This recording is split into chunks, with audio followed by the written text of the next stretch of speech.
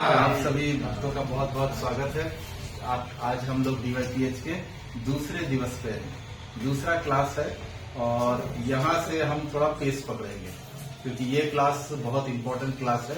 आज का क्लास, इसके बाद का क्लास, अब हम धीरे धीरे भगवान की तरफ जा रहे हैं और भगवान की तरफ हम लोग ये भी देख रहे हैं कि हमारी परमानेंट खुशी कैसे मिल सकती है। तो हम लोग थोड़ा फटाफट लास्ट क्लास का थोड़ा रिवीजन कर लेंगे। लास्ट क्लास में जैसा हम लोगों ने समझा था कि मनुष्य और पशु में फर्क है। क्या फर्क है ना? बेसिकली फर्क क्या है? हमारा ABCD का फर्क है। A for ability for higher thinking, higher inquiry हम कर सकते हैं। B फॉर ब्लिस, हम ब्लिसफुली रह सकते हैं, जानवर ये समझ नहीं सकता है। C फॉर चॉइस, हमारे पास चॉइस है कि हम क्या करें क्या नहीं करें।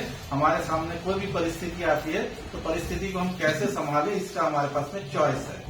एंड D है फॉर डिटर्मिनेशन, हमारे पास हम चाहे कोई भी चॉइस करें।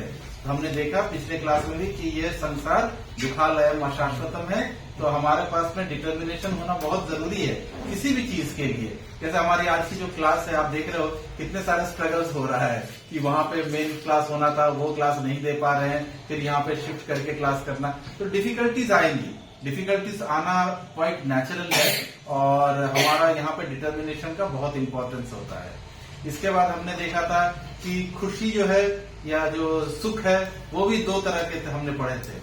एक होता है सापेक्ष सुख होता है, दैट इज कंपैरेटिव सुख होता है। उसमें क्या होता है, किसी का दुख हमारा सुख या किसी का सुख हमारा दुख, ऐसे चलता है वो।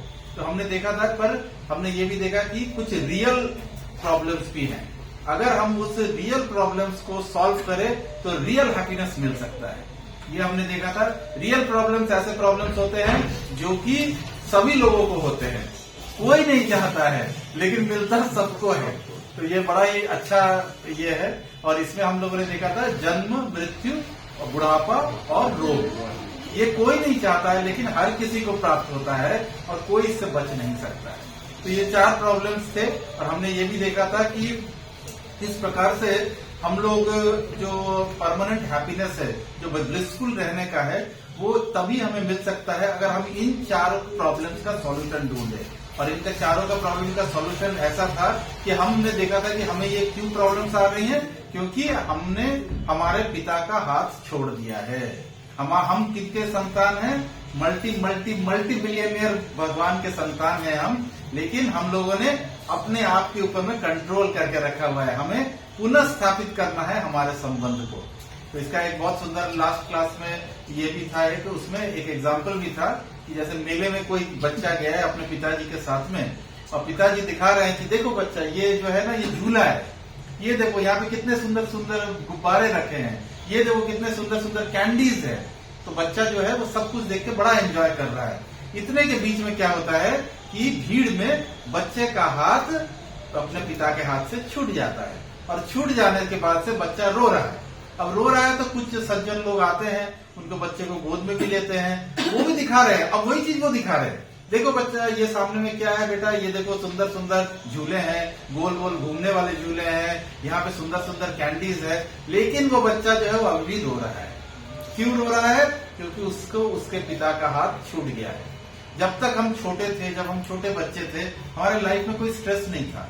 हमें ये नहीं सोचना होता था कि हमें घर जाके प्रसाद कैसे मिलेगा, वो हमारी माता जो होंगी उनका काम है, वो सोचती थी। हमें ये कभी नहीं सोचना पड़ा कि हमारे स्कूल का फीस कौन भरेगा, वो भरने का काम किसका था? पिता का था। लेकिन जैसे जैसे जैसे जैसे हम बड़े हो जाते हैं, हम लोग सोचने लगते हैं कि अब हम कंट्रोलर हैं, अब सारी चीजें जो है हम कर रहे हैं तभी हो रहा है। इस प्रकार से हमने भगवान से अपना रिश्ता तोड़ लिया और खुद के ऊपर में हम लोग डिपेंडेंट हो गए हैं। हमें लगता है कि हम ही सब कुछ कर सकते हैं और इसकी वजह से ही सारे दुखों का कारण है। तो अब हम लोग आज का जो सेशन है, ये लास्ट सेशन था। अब हम लोग आज के सेशन में डायरेक्ट एंटर करेंगे। आज का सेशन जो होगा वो बहुत ही इम्पोर्टेंट सेशन है, क्योंकि ये जो सेशन है ये हमें बतलाता है क्या भगवान सचमुच में है। इस सेशन का नाम ही है डज गॉड एग्जिस्ट, क्या भगवान एग्जिस्ट करते हैं। तो आज हम लोग इस सेशन के ऊपर आगे बढ़ते हैं कि ये देखिए जो फर्स्ट स्लाइड ही है ये यही बतलाता है कि डज गॉड एग्जिस्ट। क्या भगवान है या नहीं है। तो हमें बहुत सारे लोग मिल जाएंगे आपको पूरे संसार में जो आपको बोले कि नहीं भगवान भगवान कुछ नहीं होता है, ऐसा कुछ नहीं है, ये आप लोगों ने मनगढ़ंत बना रखा है।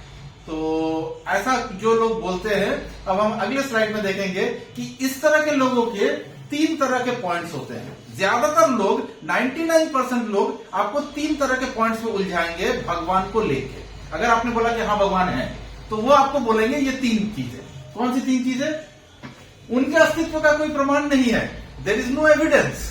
भगवान है, एविडेंस किधर है? कहां पे एविडेंस है? आप मेरे सामने खड़े हो तो मैं आपको देख पा रहा हूं, तो ठीक है, आप एज ए एविडेंस आप हो, लेकिन भगवान को तो आप सामने खड़े नहीं है मेरे, तो मैं नहीं देख सकता, तो मैं एविडेंस नहीं है, मैं नहीं मानता।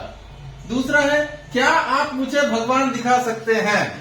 ये सबसे इंपॉर्टेंट और सबसे कॉमन क्वेश्चन है। ज्यादातर लोग जो नास्तिक होते हैं, ज्यादातर लोग आपसे यही बोलेंगे, क्या आप भगवान दिखा सकते हो? अगर आप बोलते हो भगवान है, तो क्या आप हमें दिखा सकते हो भगवान? तो ये क्वेश्चन जरूर से आपको आएगा कि क्या आप मुझे भगवान दिखा सकते हैं।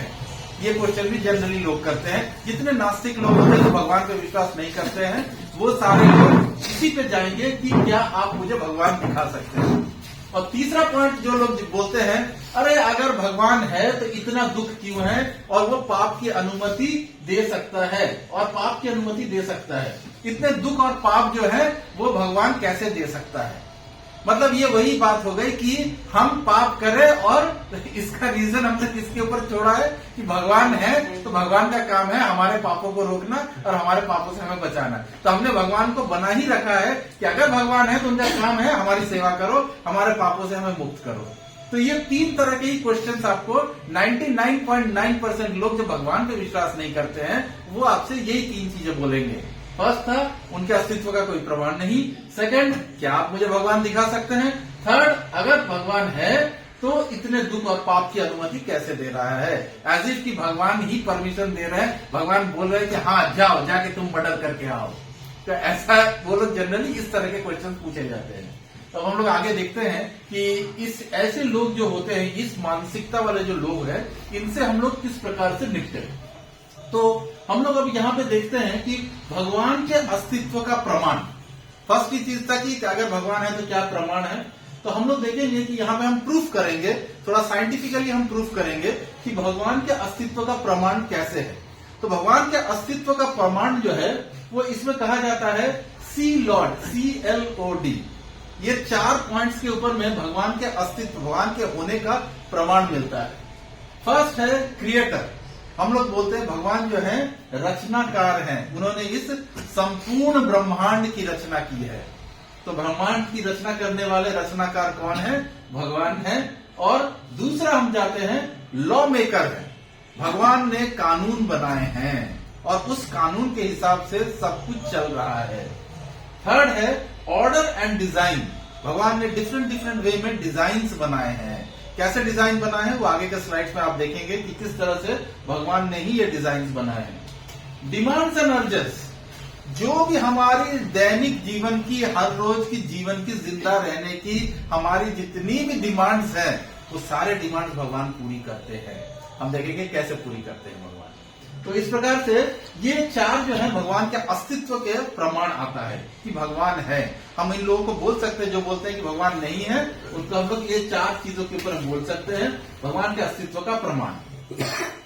अब हम लोग सबसे पहला जो हमारा बैक करना, जो क्रिएटर था, रचनाकार, तो अब हम लोग इस क्रिएटर में जरा हम लोग साइंटिफिकली घुसेंगे कि कैसे ये क्रिएटर है भगवान।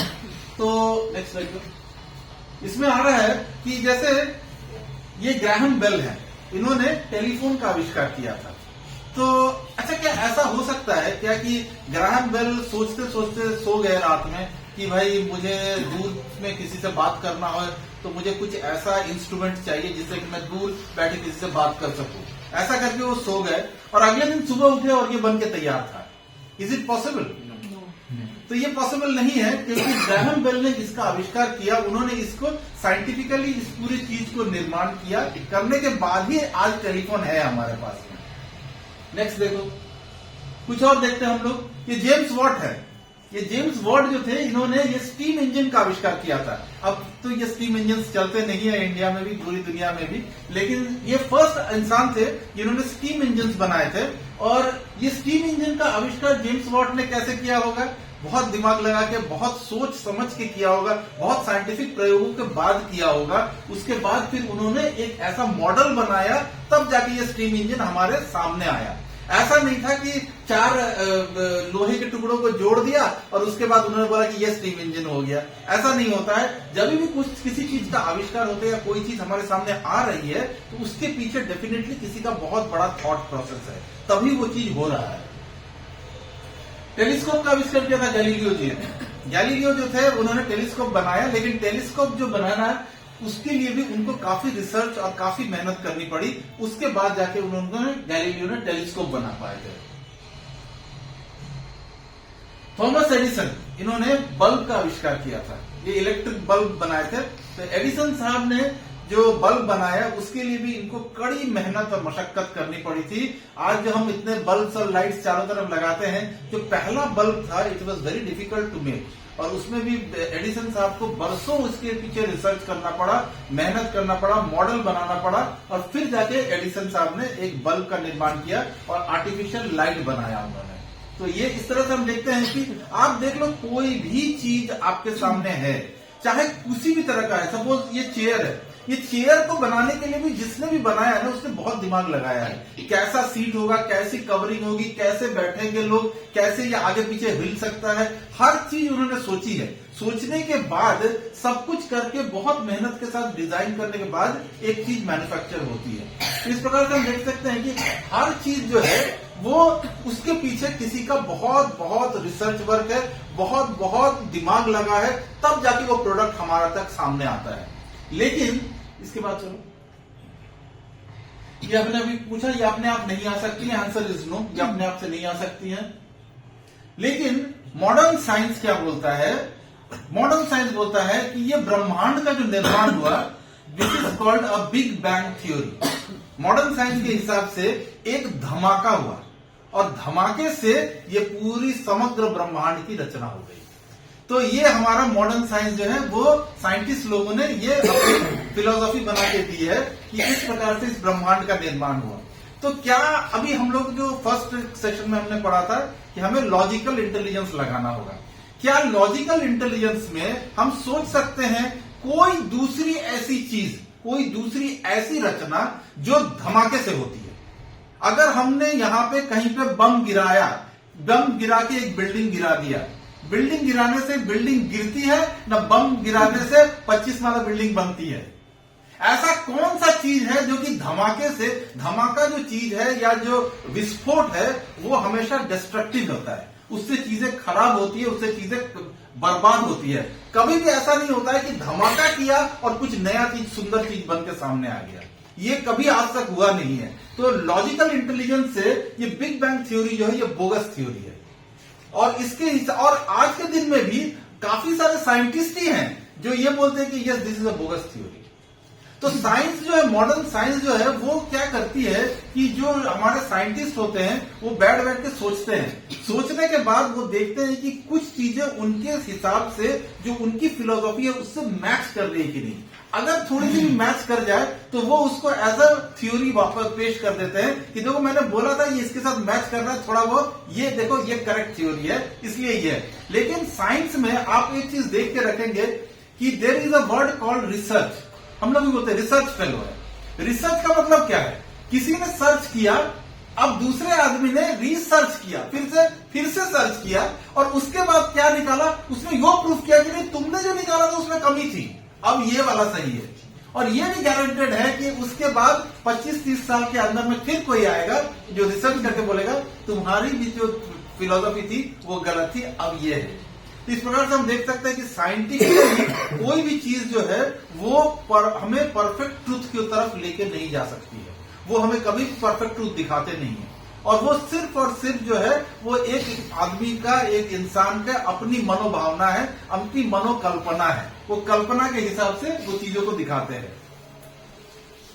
ये हमने देखा निर्माता या बिग बैंग, अगर बम विस्फोट होता है तो बिल्डिंग का ऐसे हालत होता है। अभी भी जैसे रशिया यूक्रेन वॉर चल रहा है, आप देख लेंगे वहां पे बिल्डिंग का क्या हाल हो रहा है। तो विस्फोट हो रहा है तो बिल्डिंग के ऐसे हाल होता है। ये नहीं होता कि यहाँ पे 5 माला बिल्डिंग खड़ी हो जाएगी बम गिरने से। सेकंड हम लोग आते हैं, जो ये था हमारा जो पॉइंट था, वो था रूल मेकर, लॉ मेकर। तो लॉ मेकर जो होते हैं, अगर हम लोग ऐसे देखें कि एक गाड़ी चलती है सड़क पे, तो गाड़ी चलने के भी बहुत सारे नियम हैं। कितने स्पीड में गाड़ी चलनी है, कहाँ रेड लाइट है वहां रुकना है, कहाँ ग्रीन है वहां से आगे जाना है। ये सारी चीजें जो है किसी न किसी ने तो सोची होगी, डेफिनेटली किसी ने सोची होगी। रोड ट्रांसपोर्ट डिपार्टमेंट वाले ये चीजें सोचते हैं बैठ के, और वो काफी मतलब रिसर्च करके सोचते हैं कि यहाँ पे ट्रैफिक का डेफिनेटली ये प्रॉब्लम आने वाली है, तो हम ये रूल लगाते हैं यहाँ पे।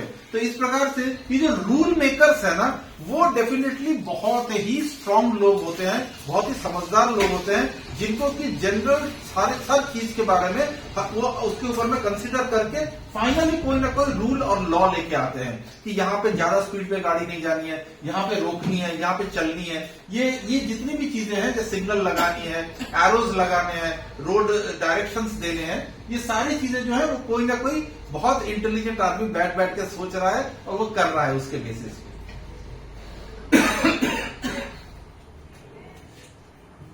कानून निर्माता द्वारा बनाया जाता है। तभी हम देख सकते हैं कि हमारा जो ये नेचर है वो भी एक कानून से चलता है। जितना भी हमारे चारों तरफ नेचर में चीजें हो रही है वो एक कानून से चल रही है। अगर हम देखें इस कानून में, तो जो हमारा सूरज है वो एग्जैक्टली एवरी डे एक टाइम पे उठ के आ जाता है हमारे सामने में, और शाम के समय में भी एक टाइम होती है जब सूरज डूब जाता है, अस्त हो जाता है। तो सूरज का प्रकट होना और सूरज का अस्त होना किसी न किसी रूल के हिसाब से चल रहा है। अब आप बोल सकते हो ये बात कि हाँ वो तो हमें तो पता ही है, हमें पता है कि अर्थ घूम रहा है अपने एक्सिस पे, तो जब जब वो सूरज की तरफ आएगा तो दिन होगा, जब सूरज की तरफ मुंह घूम जाएगा तो उसका ये हो जाएगा। तो भाई एक्सिस पे घुमाया किसने अर्थ को?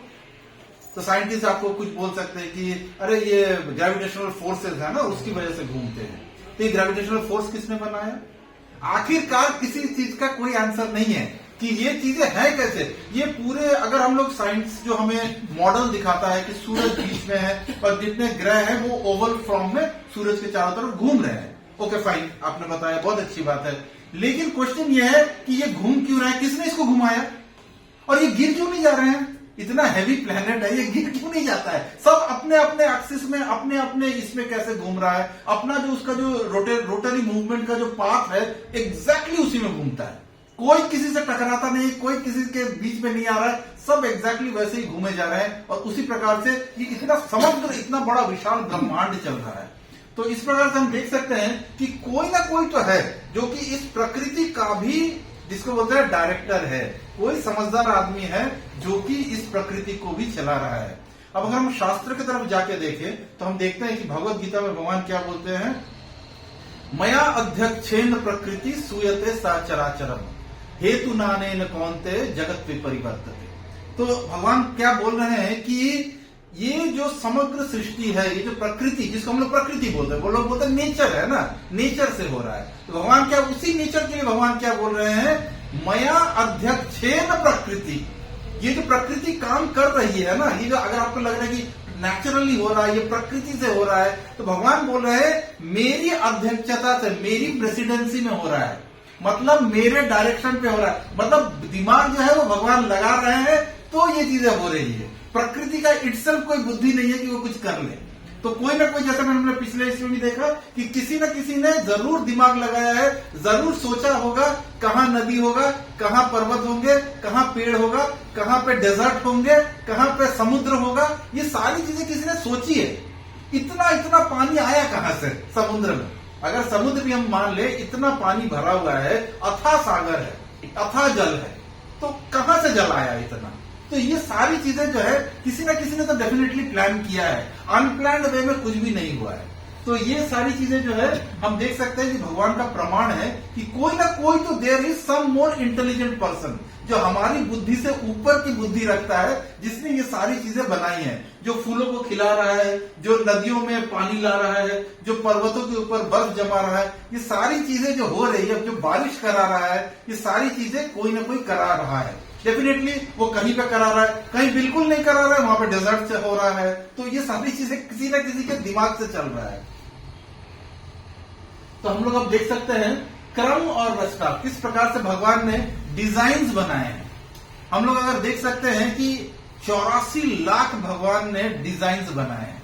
84 lakhs हम लोग शास्त्र बोलते हैं 84 लाख योनिया है, स्पीशीज है, 84 लाख तरह के स्पीशीज है। तो हम इसमें से 84 लाख में तो नहीं घुस सकते, नहीं तो पूरा सेमिनार 84 लाख में जाएगा।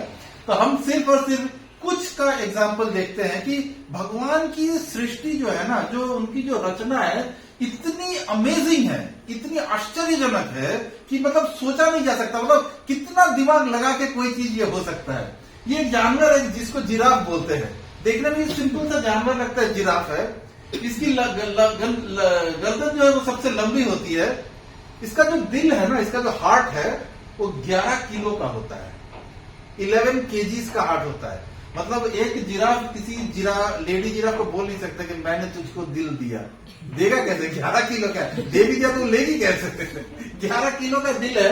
हमारे हार्ट में 4 वॉल्व्स होते हैं, लेकिन उसका सिर्फ एक चेक वॉल्व होता है। 11 किलो का हार्ट है, एक चेक वॉल्व है। स्पंजी टिश्यूज होते हैं, और जो हार्ट है उसका जो लेंथ है वो 2 फीट लंबा है। हार्ट अगर कोई उसका खोल के देखे, 2 फीट लंबा उसका हार्ट है। तो भगवान ने ये डिजाइन बनाया है। इसके बाद नेक्स्ट में हम देखते हैं, ये देख सकते हैं हम लोग कि ये एक जो है ना, इसको हमिंग बर्ड बोलते हैं। ये हमिंग बर्ड जो है, इसका वजन जो है ना, ये सिर्फ 3 ग्राम है। ये सोचिए 3 ग्राम का पक्षी बनाया भगवान ने, और 1 सेकंड में कम से कम 75 बार अपने विंग्स को फ्लैप करता है। हमारा 1 सेकंड कितना हुआ सोचिए जरा सा, टिक। ये जो टिक हुआ ना, 75 बार इसने अपना विंग फ्लैप किया। सोच सकते हैं ये कितना क्या भगवान का कंस्ट्रक्शन है, क्या डिजाइन है, देखिए। और ये हर साल 1000 मील तक उड़ता है, 1000 माइल्स ये जाता है ये। और कितना वजन है इसका? 3 ग्राम। 3 ग्राम का वजन है। तो हम देख सकते हैं कि मतलब भगवान के जो डिजाइन्स है वो कितने मतलब कितने सुंदर हैं, कितने अजीब हैं, और कितना दिमाग लगा के ये चीजें बनाई गई हैं। और हर कोई जो है ना, जैसे कि हमिंग बर्ड जो है, उसको फूल में ऊपर के फूलों से भी वो रस ले सकता है। लेकिन रस लेने के लिए फूल के पास में उसको जाके सामने से वो जाएगा तो उसको उसी जगह पे खड़े होना होगा। इसीलिए ये इतने फास्ट फ्लैप कर सकता है। अगर हम लोग देखें भगवान के कंस्ट्रक्शन में, रोजमर्रा के जीवन में भी हम लोग देखते हैं, तो हम एग्जाम्पल ले सकते हैं मच्छर। ये हम सब लोगों ने देखा है, हमने सिर्फ देखा है, उसको पट से मार दिया है। लेकिन मच्छर का अगर आप सिर्फ कंस्ट्रक्शन सोचो और उसकी रचना सोचो, भगवान का क्रिएशन देखो, ये एक यूनिक जीव है, अद्भुत है। ये एक ऐसा प्राणी है जो आपके स्किन के ऊपर या जानवरों के स्किन के ऊपर बैठेगा तो आपको पता नहीं चलेगा। मतलब इसका वेट इतना लेस है कि आपके स्किन पे आके बैठेगा तो आपको पता नहीं चलता है। अच्छी बात और इम्पोर्टेंट बात क्या है कि इसके सामने में मुंह पे भगवान ने इतना पतला निडल दिया है, इतना पतला निडल कि वो जब आपको घुसाता है तब भी आपको पता नहीं चलता है। अनलेस आप देखो उसको तब तक आपको पता नहीं चलेगा। लेकिन वो जब तक आप देख रहे हो ना, उसने अपना निडल आपके ऊपर अंदर ऑलरेडी डाल दिया है। और इंटरेस्टिंग बात, ये हमारे खून को पी नहीं सकता है, क्योंकि हमारा खून जो है वो मोटा है और इसके अंदर वो निडल से आ नहीं सकता है। तो उसके लिए ये क्या करते हैं, बॉडी से एक फ्लूइड बनाता है। वो फ्लूइड आपके अंदर घुस जाता है ताकि आपका जो खून है वो पतला हो सके, डाइल्यूट हो सके वो खून। और वो जब पतला होता है तब उस खून को वो खींच लेता है। सोचिए इतना काम वो कर लेता है, और जब वो खून हमारे बॉडी से निकलता है ना, तब हमें खुजली होती है। तब हम देखते हैं अरे इरिटेशन हो रहा है, कुछ है यहाँ पे। हमने देखा अच्छा मच्छर था। तो इस प्रकार से हम देख सकते हैं भगवान की जो रचना है वो मतलब अद्भुत है, अद्भुत। हम ये चीजें नहीं बना सकते, ये चीजें हम कल्पना भी नहीं कर सकते कि किस प्रकार से भगवान ने ऐसी ऐसी रचनाएं की हैं। एक और एग्जांपल है हमारे पास में, ऊंट। ये ऊंट भी बड़ा अजीब प्राणी है, बहुत बहुत ही अजीब प्राणी है। ये बिना पानी के 8 दिन तक रख सकता है।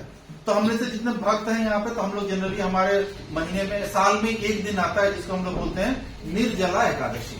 उस दिन हम लोग जल नहीं लेते, मतलब कुछ भी नहीं लेते हैं उस दिन, तो जल भी मना है उस दिन। तो निर्जला एकादशी, तो सोचिए ये प्राणी ऐसा है जो 8 दिनों तक निर्जला रह सकता है, भोजन तो छोड़ दो, 8 दिनों तक निर्जला एकादशी का व्रत कर सकता है, इसको कुछ फर्क नहीं पड़ना होगा। इसके पीठ के पीछे में 130 लीटर की टंकी है, 130 लीटर्स, इतना बड़ा तो हमारे घर के ऊपर में टंकी होती है, जितना ये पानी अपने आप अंदर में रख सकता है ये। और इसके बाद में इसकी जो आईलिड्स हैं, इतनी धूल उड़ती हैं, लेकिन इसके आईलिड्स जो हैं वो पारदर्शी होती है। तो आपको लग सकता है कि ऊंट सो रहा है, लेकिन एक्चुअली पास जाकर तो देख रहा है आपको, क्योंकि उसके जो आईलिड्स हैं वो जनरली पारदर्शी होते हैं ताकि धूल मिट्टी उसके अंदर नहीं आए। तो वो एक है। टांगे लंबी लंबी होती है, स्पंजी होती हैं, वो दौड़ भी सकता है, अगर कहीं बालू में धंसता भी है तो थोड़े बहुत धंसेगा फिर निकल जाएगा। तो मतलब अजीबो गरीब भगवान की संरचनाएं हैं, जो जहां का प्राणी है भगवान ने एग्जैक्टली वैसा उसमें एक कंस्ट्रक्शन किया है, और कितना दिमाग लगा के सोच समझ के भगवान ने ये सारी रचनाएं की हैं। हमारा आखिरी पॉइंट था जिसमें हम लोगों ने बोला था कि भगवान हमारी रोजमर्रा की जो आवश्यकताएं हैं वो भी पूरी करता है, डिमांड्स एंड सप्लाई, जो भी हमारी जरूरतें हैं वो पूरी करता है। अब गर्मी के दिनों में हम बाहर से घूम के आते हैं तो हमें नींबू पानी पीने का मन करता है। ये नींबू कहां से आया? ये भगवान ने बनाया, एक ऐसा फल बनाया है, अद्भुत फल है ये नींबू। वैसे तो बाहर बाजार से हम लोग लेके आते हैं, लेकिन सोचिए एक ऐसा फल है जिसके अंदर में साइट्रिक एसिड भरा हुआ है। ये साइट्रिक एसिड आया कैसे उसके अंदर में? नारियल का पेड़ सोचिए, नारियल का पेड़ में नारियल सबसे टॉप में होता है, लेकिन उसके नीचे से जमीन से पानी ऊपर तक गया कैसे? हमने साइंटिफिकली हमने मोटर आविष्कार किया कि मोटर लगा के पानी ऊपर करना है। इसमें कौन सा मोटर लगा हुआ है?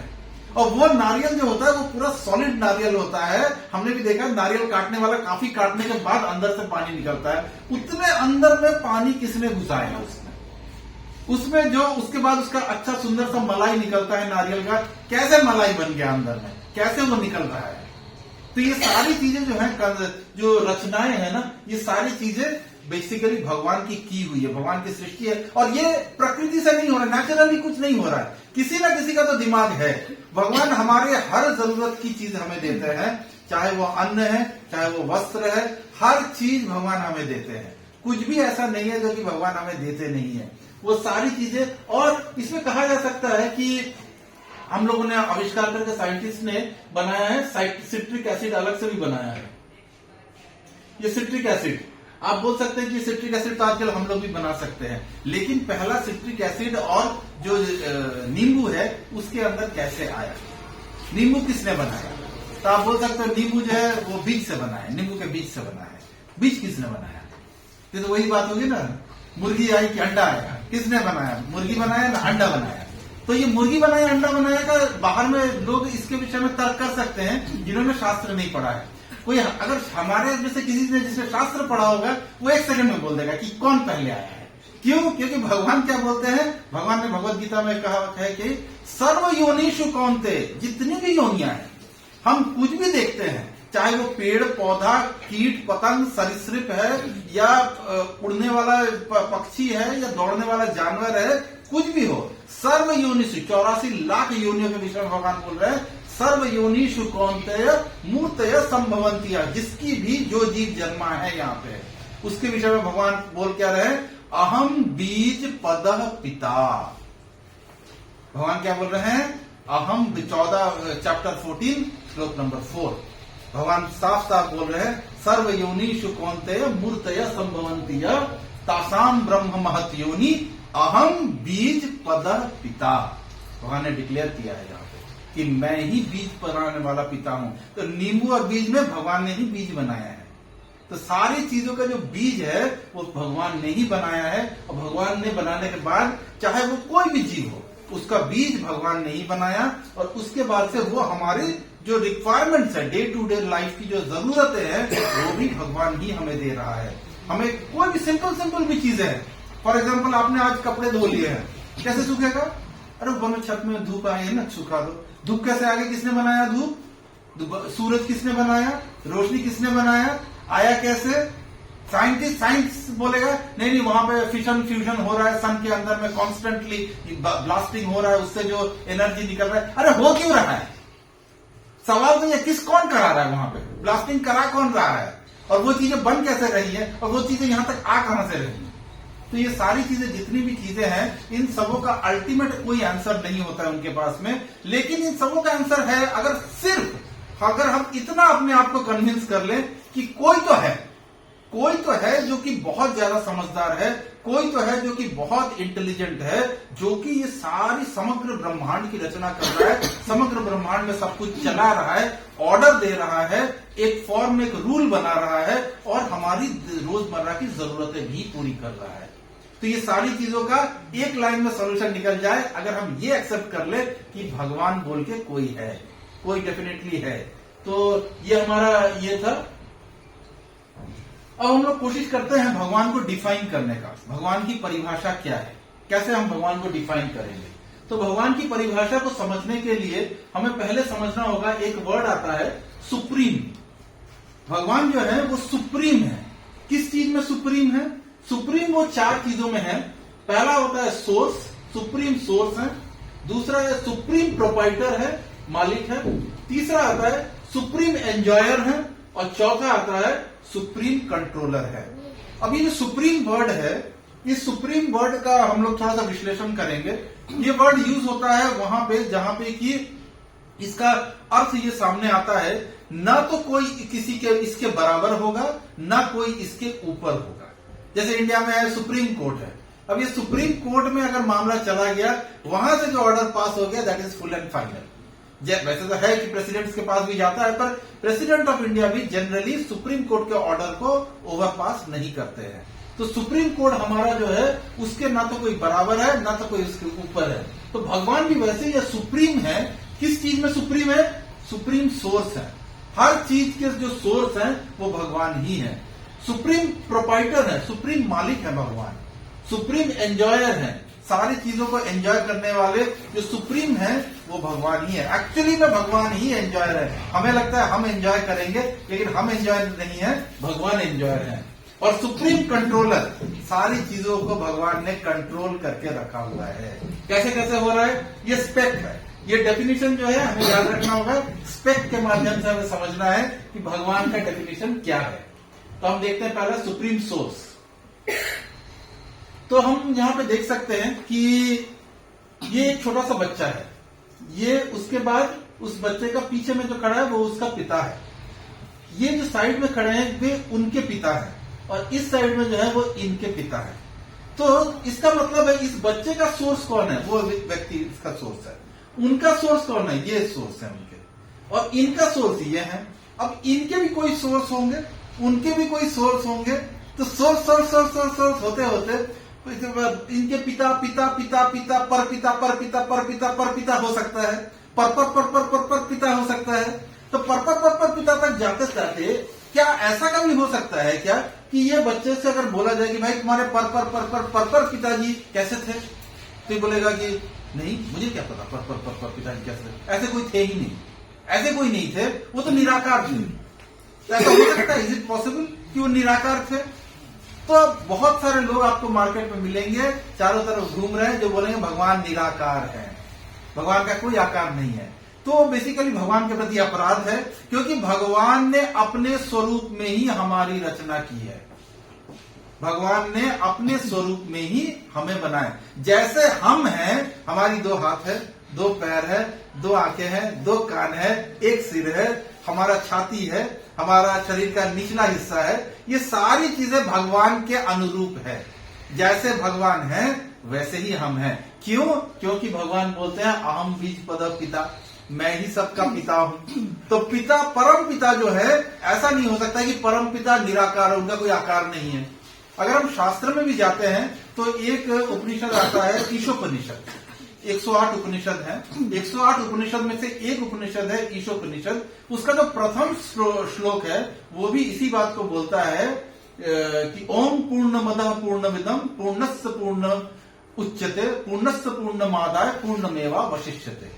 इसमें बोलता है कि भगवान जो है वो पूर्ण है, भगवान जो है वो कंप्लीट है।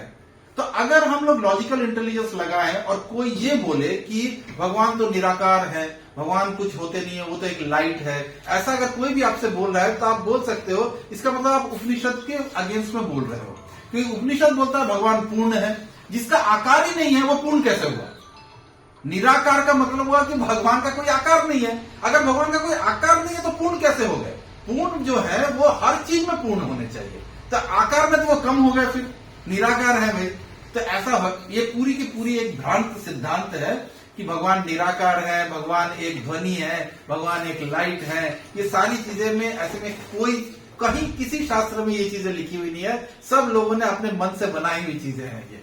अगर शास्त्र से हम जाएंगे तो हम देख सकते हैं हर चीज का जो कारण है ना, अगर हम ढूंढने जाएंगे, सर्व कारण कारणम भगवान ही है। जितने चीजों का कारण है, अगर मैं हूं तो मैं क्यों हूं? मेरा कारण क्या है? मेरे पिता। मेरे पिता का कारण क्या था? उनके पिता। उनके पिता का कारण क्या था? उनके पिता। ऐसे करते करते अगर हम शुरुआत में जाएं तो हमें अल्टीमेटली हर चीज का कारण मिलेगा भगवान। भगवान ही एकमात्र हैं जिनकी वजह से हम सब हैं यहाँ पे। तो हम आगे बढ़ते हैं। तो इसके बाद नेक्स्ट था हमारा, एक बार बैक करना इसको, प्रोपाइटर। तो इसमें है क्या कि हमारा जो भगवान जो है हमारे, वो हर चीज के मालिक है। उसमें बोला जाता है, उसमें भी ईशोपनिषद में श्लोक आता है, ईशावस्यम इदम सर्वम यत् किंचाय जगत्याम जगत। इस जगत में जितनी चीजें आप देख सकते हो या ना देख सकते हो, बहुत चीजें हम नहीं देख पाते हैं, बहुत चीजें हम देख सकते हैं, जो हमारे सामने दृश्य जगत जो दिख रहा है। चर अचर, कुछ चीजें मूव कर सकती हैं, कुछ चीजें नहीं मूव करती। पेड़ पौधे नहीं मूव कर रहे हैं, पेड़ पहाड़ पर्वत जो है वो नहीं मूव कर रहे हैं। तो जो मूव कर रही है चर अचर, जो नहीं मूव कर रही है, हर चीज के जो कंट्रोलर है या प्रोपाइटर है, कौन है? भगवान है। ये पूरी सृष्टि के निर्माता भगवान है, तो हर चीज भगवान की है, हर संपत्ति भगवान की है। तो इसमें बहुत इंपॉर्टेंट एक आता है कि प्रोपाइटरशिप को कैसे समझे। और हमारे में भी ना बड़ी आदत है हर चीज की प्रोपाइटरशिप लेने की। हमें हर चीज में चाहिए कि मैं मालिक हूं। जब और शास्त्र के हिसाब से अगर जाएं तो शास्त्र में भी यही है कि हमने भगवान से विद्रोह किया था कि तुम अकेले मालिक कैसे बन सकते हो, हम ही मालिक बनेंगे।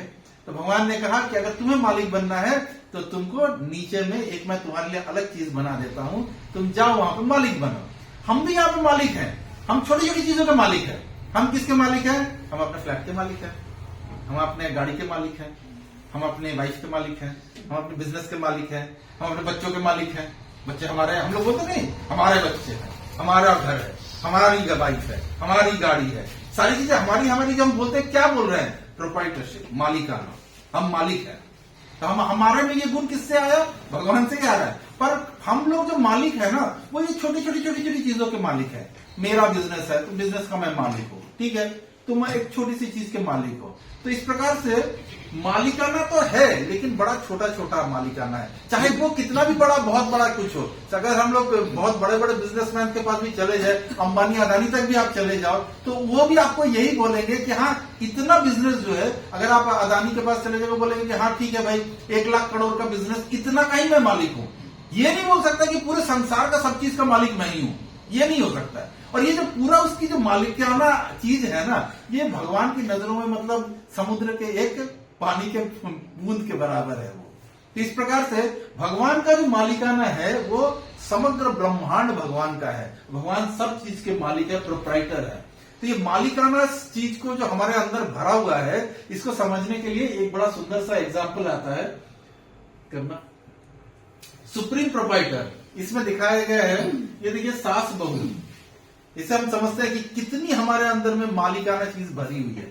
तो इसमें एक कथा आती है कि एक सास और एक बहू थी। सास गई थी मंदिर में सुबह सुबह और बहू थी घर पे। इतने में क्या हुआ कि एक आदमी आया, तो बेचारा बहुत गरीब था, उसे भूख लगी हुई थी। उसने बोला कि भाई, बहू से बोला कि कुछ दे दो, कुछ खाने को दे दो मुझे, मेरे को भूख लगी है। तो बहू बाहर निकल के उसके ऊपर गुस्सा हुई, बोली कि सुबह सुबह कोई काम नहीं है, मांगने चले आए हो, जाओ जाओ जाओ, इधर से जाओ, आगे जाओ, यहाँ पे अभी कुछ नहीं मिलेगा, अभी कुछ बना नहीं है, जब बनेगा तब दूंगी, अभी तुम जाओ यहाँ से। तो इस प्रकार से बहू ने उसको डांट डपट के आगे बढ़ा दिया। अब वो आगे तो चला गया, थोड़ा सा दुखी भी हुआ कि भाई कुछ मिला भी नहीं मेरे को, उल्टे डांट मिल गई यहाँ से। तो वैसे जब जा रहा था तो उधर से जो ये सास है ना, ये उधर से आ रही थी मंदिर से आते हुए सास ने उसको देख लिया कि मेरे ही गेट से आ रहा है ये। तो सास ने उसको बोला कि क्या हुआ बाबा, क्या प्रॉब्लम है? तो बोले कि नहीं, गया था वहां पे मांगने के लिए, तो बड़ा बदतमीजी से मुझे भगा दिया उन लोगों ने। तो बोलती है कि अच्छा, वहां पे भगा दिया, तो आओ मेरे साथ, वो मेरा ही घर है। तो बाबा बोलते हैं, बाबा को भी उम्मीद जाग गई, ये सास जो है वो अब कुछ देगी मुझे। तो वहां तक आया, घर तक आए, आने के बाद सास अंदर घुस गई, अब बाबा जी बाहर और दरवाजा बंद। तो उसके बाद सब बाबा जी ने बोला, हाँ तो कुछ दे दो, बताए शर्म नहीं आती, सुबह सुबह आ गए हो, अभी कुछ नहीं बनाना, जाओ यहाँ से। तो बता रहे इतना बोलने के मेरे को फिर से वापस बुलाया, ये तो तुम्हारी बहू ने भी बोला था। बोला तो वो था, वो बोल रही थी, लेकिन इस घर की मालकिन तो मैं हूं ना, मैं बोलूंगी तभी ये चीज एप्लीकेबल है, उसके बोलने से नहीं होगा, क्योंकि वो तो बहू है ना, मैं सासू, मेरा घर है ये। तो इस प्रकार से हम देख सकते हैं कि मतलब ये जो नॉर्मल वे में हम लोग इसको एग्जाम्पल देते हैं, पर इतनी ज्यादा हमारे में भी ये मालिक होने की चाह है, हर चीज की मालिक, हमें डोमिनेंस करने की, हर चीज की मालिक बनने की हमारे में बहुत बहुत मन है। लेकिन हम लोग सुप्रीम प्रोप्राइटर कभी नहीं बन सकते हैं, समग्र ब्रह्मांड का कभी नहीं कंट्रोल कर सकते हैं, वो तो भगवान ही करेंगे। इसके बाद आता है एंजॉय। हम सभी लोग क्या चाहते हैं?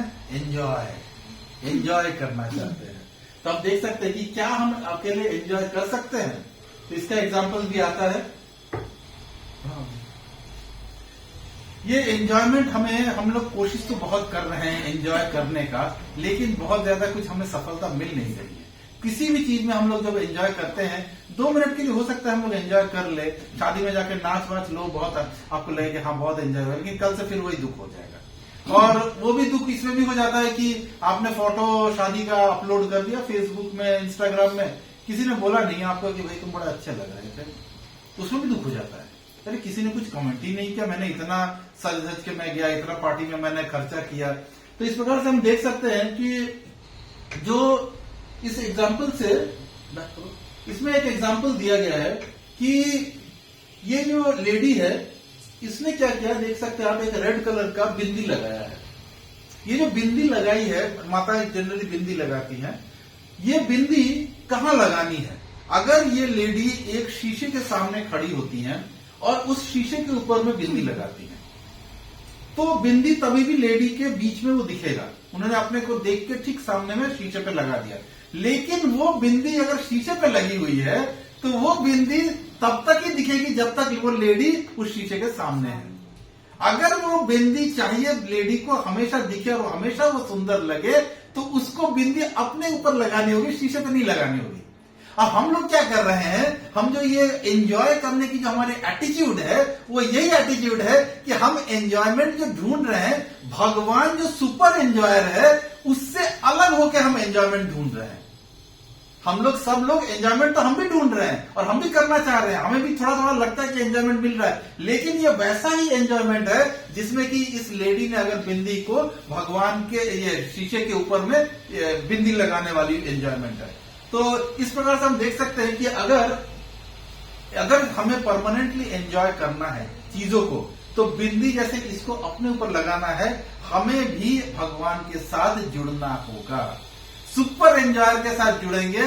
क्योंकि अगर भगवान को हम लोगों ने एंजॉयमेंट दिया तो उल्टे भगवान हमें एंजॉयमेंट देंगे, जो कि परमानेंट एंजॉयमेंट है, जो कि कॉन्स्टेंटली हम उस चीज को एंजॉय कर सकते हैं।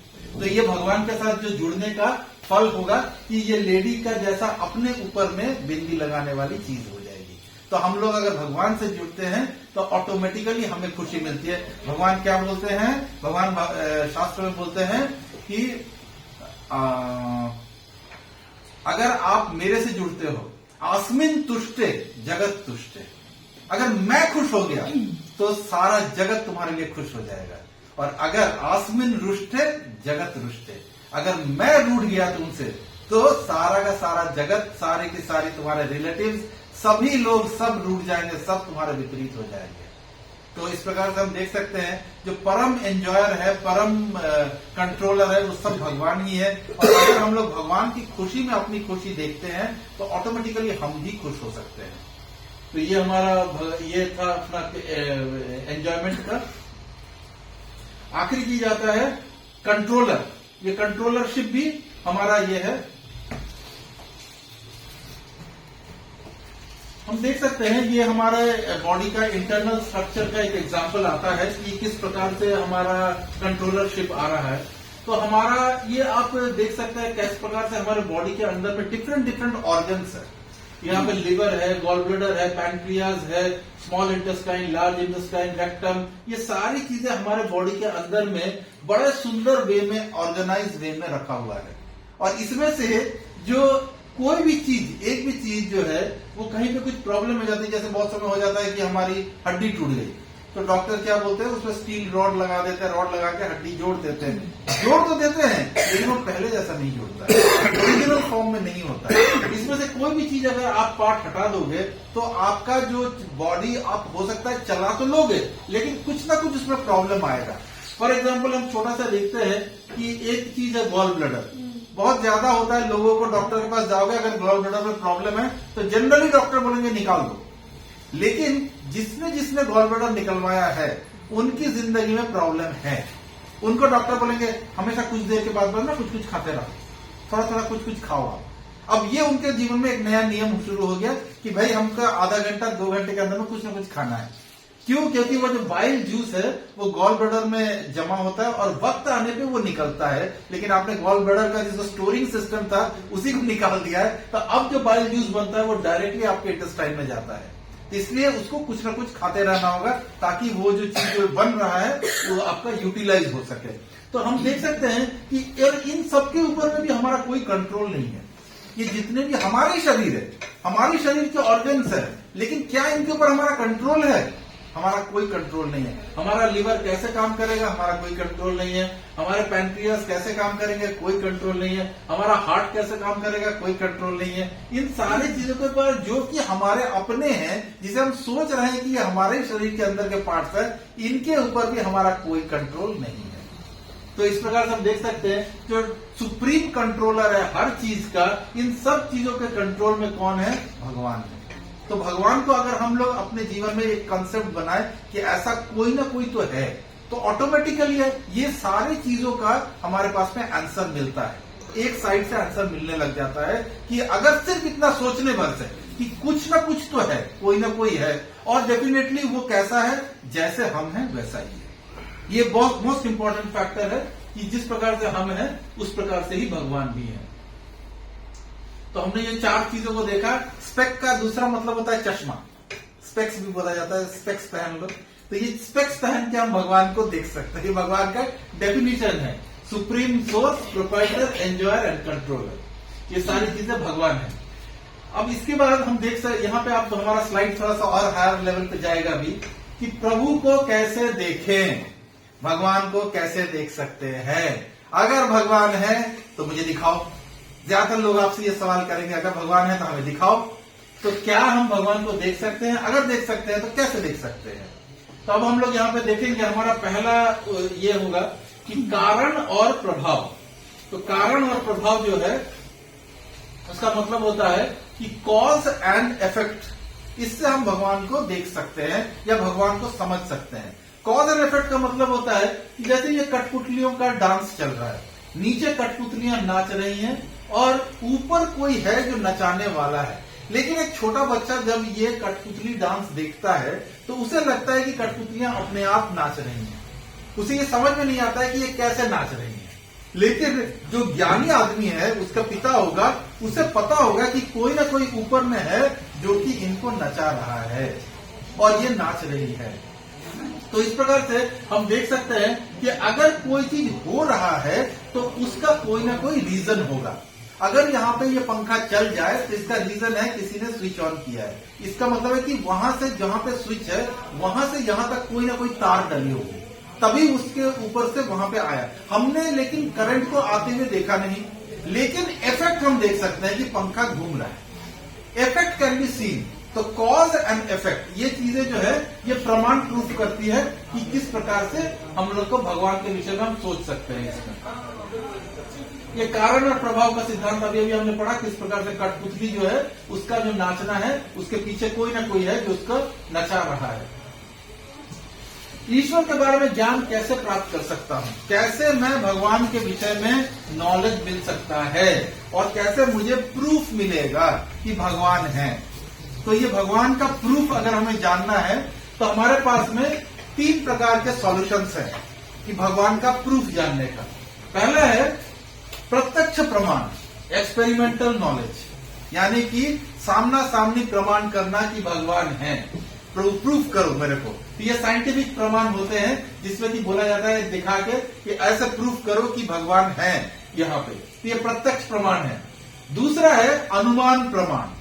अनुमान प्रमाण का मतलब होता है कि कुछ ना कुछ हम इमेजिनेशन करते हैं, इमेजिनेशन के द्वारा मनोधारणा से ज्ञान, मनोधारणिक ज्ञान, यानी कि मेंटल स्पेक्यूलेशन, हम लोग मेंटली स्पेक्यूलेट करते हैं भगवान के विषय में और उससे हम भगवान को समझने की कोशिश करते हैं कि शायद भगवान ऐसे होंगे। तो ये सेकंड पॉइंट है अनुमान प्रमाण, यानी कि सिर्फ अनुमान लगाना कि भगवान कैसे होंगे। और तीसरा आता है शब्द प्रमाण। शब्द प्रमाण का मतलब होता है परंपरागत ज्ञान, यानी कि हियरिंग फ्रॉम द ऑथोरिटी, किसी ऑथोरिटी से सुनना, इसके द्वारा भी हम भगवान को जान सकते हैं या भगवान को प्राप्त कर सकते हैं। अब हम लोग एक एक करके इन तीनों में से हर एक के ऊपर में थोड़ा सा चर्चा करेंगे कि कौन इसमें से बेटर है, कौन इसमें से समझने लायक है। तो हमारा पहला प्रमाण होता है प्रत्यक्ष प्रमाण, यानी कि देखकर विश्वास। बहुत लोग बोलते हैं ना भगवान दिखाओ तो मानो, तो ये देख के विश्वास करने वालों के लिए है। तो हम इसके में बहुत सुंदर एक एग्जाम्पल आता है साइंस में भी कि क्या आप देख के हर चीज समझ सकते हैं? ये बहुत बड़ा क्वेश्चन है। साइंस भी बोलता है कि आप देख के चीजों को समझ नहीं सकते हैं। फॉर एग्जाम्पल ये एक बीकर है, बीकर में एक स्ट्रॉ रखा हुआ है, लेकिन बाहर से अगर आप देखोगे तो वो स्ट्रॉ पानी के अंदर जहां घुसता है वहां से वो टेढ़ा दिखता है, वो स्ट्रेट दिखता नहीं है। तो यहाँ पे साइंस बोलता है कि हाँ वो रिफ्रैक्शन ऑफ लाइट है ना, उसकी वजह से। साइंस में एक थ्योरी है जिसमें बोलता है कि लाइट जो है वो डिफरेंट मीडियम में डिफरेंट स्पीड में जाता है, तो इसकी वजह से उसका जो इमेज है वो अलग बनता है। तो इमेज अलग बन रहा है इसलिए वो टेढ़ा दिखता है।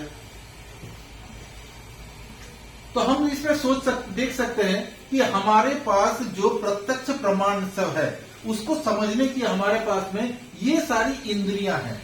इंद्रिया का मतलब सेंसेस। जो सेंसेस हैं हमारे पास में, इस दुनिया में जितना भी नॉलेज है ना वो इन्हीं 5 सेंसेस से आज तक हमें मिली है, आज तक और आगे भी मिलेंगी। जो भी हमें नॉलेज मिलती है, हमने एक्वायर किया है नॉलेज, आज तक में जितना भी ज्ञान हमने एक्वायर किया है वो इन्हीं 5 सोर्सेस से मिलती है। पहला सोर्स है नाक, नाक के द्वारा सूंघ के हमें ज्ञान मिलता है।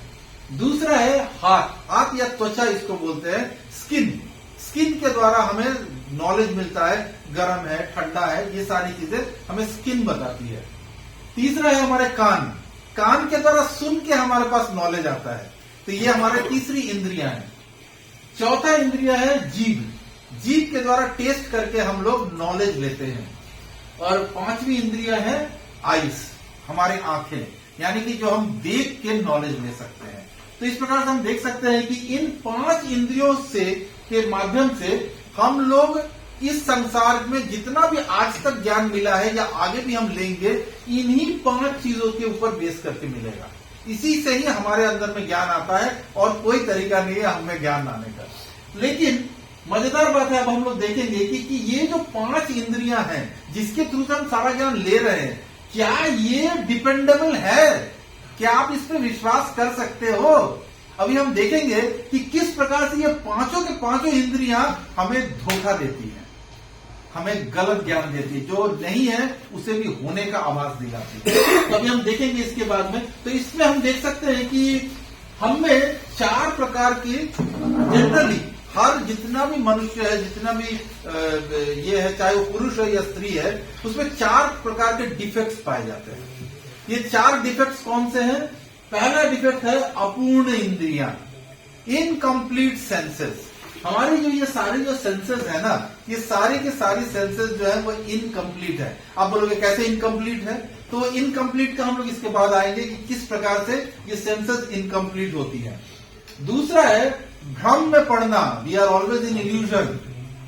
तो ये इल्यूजन में, हर आदमी इल्यूजन में, इल्यूजन का मतलब है कि माया, जो चीज मां मतलब नहीं, या मतलब है, यानी कि जो नहीं है उसको है सोचना, जो चीज नहीं है उसको है, इसी को सोचना कोई इल्यूजन बोला जाए। जैसे मान लेते हैं हम लोग कोई मैजिक शो में जाते हैं, हमने देखा कि मैजिशियन जो है एक सुंदर लड़की को सुलाया और उसके बाद चाकू से तलवार से काट दिया।